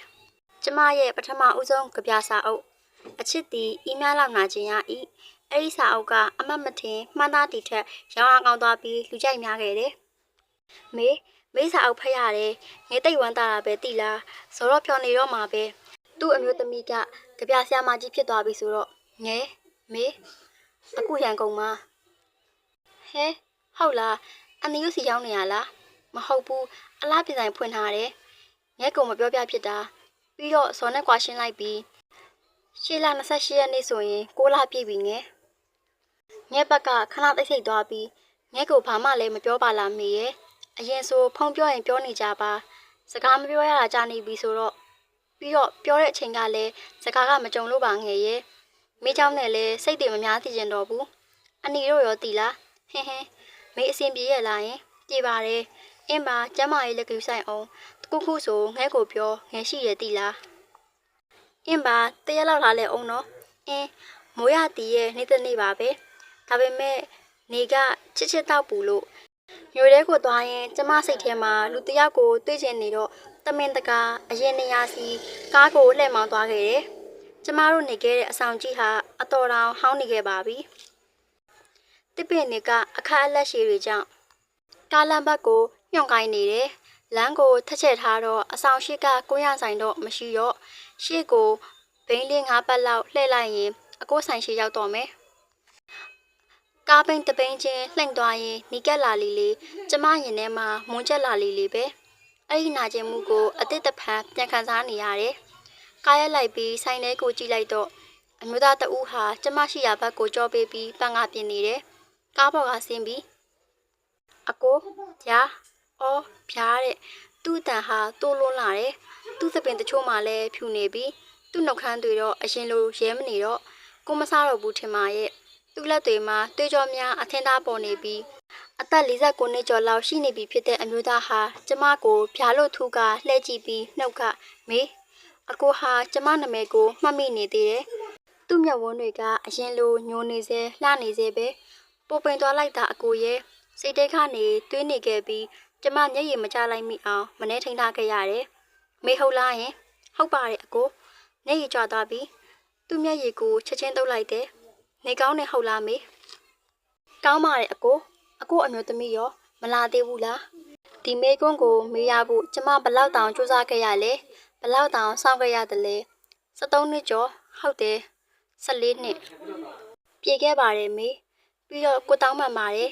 ပြီးခဲ့တာတွေပြီးပါစီတော့အကိုရဲ့ဘာစကားမှမပြောဘဲနှစ်ယောက်လုံးတယောက်ကိုတယောက်စိုက်ကြည့်နေမိခဲ့ကြတယ်ကျမခါစအကြည့်တွေကိုရက်ပြီးထုံးစံအတိုင်းမိဖလက်ကောင်းလေးတစ်ခုပဲပေးပါအကိုယူပြီးတော့ငွေရှင်းပြီးကားပေါ်ပြန်တက်ခဲ့တယ်ကားမောင်းထွက်သွားတဲ့အထိအကိုကျမကိုကြည့်နေပြီးကြံနေခဲ့တယ်ကျမလည်းကားမှန်တွေကကြည့်နေခဲ့တယ်ကားမောင်းနေရင်နောက်ခန်းကဝိုင်ပလင်းကိုလှမ်းယူလိုက်တယ်အသွေးထဲမှာဘာမှမရှိကားတစ်လုံးကုန်မှအိမ်ပြန်မယ်ဆိုပြီးတစ်နေ့လုံးကားပတ်မောင်းနေမိရဲ့မနက်ကချစ်ချစ်တောက်ပူနေတဲ့နေဟာညနေ9နာရီမှာမိုးတဲကြီးမဲကြီးထရွာတဲ့အချိန်ကျမလည်းမူးနေခဲ့ပြီးကားကိုတတိနဲ့မောင်းနေပေမဲ့အဲ့ဒီမိုးနဲ့အတူကျမ6ရောက်တွေကိုစွန့်ပစ်ခဲ့ရတယ်။ကျမလမ်းမလျှောက်နိုင်တော့ဘူးဆိုတော့မိုးမိုးကအလုပ်ကိုလည်းတာဝန်ယူကျမကိုလည်းပြုစုပေးရနဲ့ပြင်ပန်းနေခဲ့ရရှာတယ်။စိတ်ကိုတနေပါလှုပ်ချင်တာတွေအကုန်လုပ်ပြီးပျော်အောင်နေပါ။တည်ဆုံးတော့မဲ့လူနာကိုမှားတယ်လို့မျိုးဆရာဝန်ကမှားခဲ့တယ်။ကျမမကြောက်ပါဘူး။တည်ဆုံးခြင်းဟာလောကတဘာဝတရားတစ်ခုပဲလေ။ဒါပေမဲ့ကျမဝမ်းနေမိရဲ့တည်ခြင်းဟာဘယ်တော့မှပြန်မဆုံးတော့ဘူး။သူပြောချင်တဲ့စကားတွေကိုလည်းကိုမကြားရတော့သလိုကိုပြောချင်တာတွေလည်းသူကြားရတော့မှာမဟုတ်ဘူး။တွေးချင်လဲတွေးလို့မရ။ဘယ်ဘဝမှာဘသူနဲ့ရှိနေမလဲ။ဘာမှမသိရတော့တကယ်ကိုဘယ်တော့မှပြန်မဆုံးနိုင်တော့အောင်ခွဲနိုင်တာကတည်ခြင်းတရားပဲ။ကျမတည်သွားတဲ့အခါအကိုအတန်ကိုကြားရတော့မှာမဟုတ်ဘူး။အကိုအစဉ်ပြေးရလားကျမသိရတော့မှာမဟုတ်ဘူး။တိတ်ကြကြမခံတော့ဘူးလို့သိထားပြီးတဲ့ကကျမရဲ့ဒုတိယမြစာအုပ်ကိုထုတ်ဖို့ကြိုးစားခဲ့တယ်။ငါကျူးလို့မိတဲ့ကန်တပါဟာမင်းပဲဘယ်တော့မှပြန်မဖတ်တော့ဘူးဆက်လည်းမရွေးတော့ဘူးဆိုပြီးတင်ထားခဲ့တဲ့အဆုံးမရှိရဲ့ဇလန်းလေးလွန်ခဲ့တဲ့14နှစ်ကရေးဖြစ်ခဲ့တဲ့နောက်ဆုံးအချစ်နောက်ဆုံးစာမျက်နှာကျမအတွက်နောက်ဆုံးရှင်နာစရာအဖြစ်ကလေးပေါ့တင်ထားခဲ့ရတော့အတော်ကြာခဲ့ပြီးဖုန်တွေလဲတက်လို့တချို့စာမျက်နှာတွေမှာစာတချို့ကပြတ်နေခဲ့ပြီးပြန်ဖတ်နေရင်တချို့နေရာမှာကျမငရွယ်မှုတွေငရဲ့ဂရုစိုက်မှုတွေကိုခံစားမိရဲ့ညရည်ကြခဲ့ရတယ်နောင်တလဲရတယ်ပြီးတော့တခါပြန်လဲအကုတ်ကိုတတိယမိပြီးငိုနေမိခဲ့ပြန်တယ်မပေးဖြစ်ခဲ့တဲ့အဲ့ဒီလက်ဆောင်လေးအခုရှိနေစေအခုလက်မှာအမြဲပတ်ထားစီခြင်းခဲ့တာအားအလေးကိုမြင်တိုင်းမိကိုတတိယသိချင်တာတသက်လုံးအနားမှာထားမှာပေါ့ကွာလို့ပြောတော့ကအချိန်တိုင်းတတိယနေပါစီဆိုပြီးပေးချင်ခဲ့တာဘာလေးဝယ်ပေးမယ်မှန်းတော့အကိုမသိခဲ့ဘူးအခုတော့အကိုရဲ့အားကုန်တုံးကပြတင်းပေါက်ကနေလွှတ်ပစ်လိုက်တယ်အဆုံးသက်ပြီးစာအုပ်ထပ်ဖို့အတွက်စီစဉ်လိုက်တယ်မမို့ရှင်းအမဒီစာအုပ်လေးနှစ်အုပ်ကိုဒီလိပ်စာနှစ်ခုစီပို့ပေးပါဟုတ်အမအဲ့ဒီလူနှစ်ယောက်အဲ့ဒီစာအုပ်လေးကိုဖတ်နေတဲ့အချိန်မှာကျမရှိခြင်းမရှိတော့မှငဲကိုတတိရတယ်ကျမအကြောင်းတွေကိုငဲသိတဲ့အခါငဲငုံနေမလားမမရအဲ့ဒီမနက်ကညူတွေဆိုင်နေတယ်စောင်းအစားဆိုတော့အေးစိတ်နေရောပဲအပြင်ကိုငေးမောရင်အေးဆက်နေရလေတွေကိုရှူသွင်းနေပေမဲ့လည်းရှင်ထဲမှာမွန်းကျက်လာခဲ့တယ်တစုံတယောက်ကိုတတိယလိုက်တာမင်းချစ်မချစ်ကိုမင်းကိုတသက်လုံးချစ်သွားမှာပါအဲ့ဒီအတန်အဲ့ဒီမျက်ဝန်းညိုတွေအော်မျက်ဝန်းညိုတွေမျက်ရည်များစွာပါးပြင်ပေါ်ကိုစီးကြလာပြီးငါဟာချစ်ရင်တည်မဲ့သူပဲကိုအမိတက်လိုက်တယ်ရင်ထဲမွန်းကျက်လာပြီးအသက်ရှူရခတ်လာတော့စိတ်ကိုလျှော့ချလိုက်တယ်မျက်လုံးများကိုလည်းမှိတ်ချပစ်လိုက်တယ်ပြီးတော့ငါလှမြောက်ပြားစီတော့အကိုရဲ့ငါလှမြောက်ပြားစီတော့မေညိုကျမသိချင်တဲ့အကိုထားခဲ့ရလားထားခဲ့လိုက်ရလားဆိုတာ ခုဆိုရင်တော့ဆီယာမမေညူရေးသားထားတဲ့ငါကျူးလွန်မိတဲ့ကံတပါဟာမင်းပဲဆိုတဲ့စာအုပ်လေးကဆိုရင်ပြီးသွားပါပြီအစအဆုံးကိုနားဟောင်ပေးခဲ့ကြလို့လည်းကျေးဇူးတင်ပါတယ်အပြသေးခြင်းနဲ့စာအုပ်လေးဒါရှိမယ်ဆိုရင် comment မှာရေးပေးခဲ့ကြပါအောင်နော်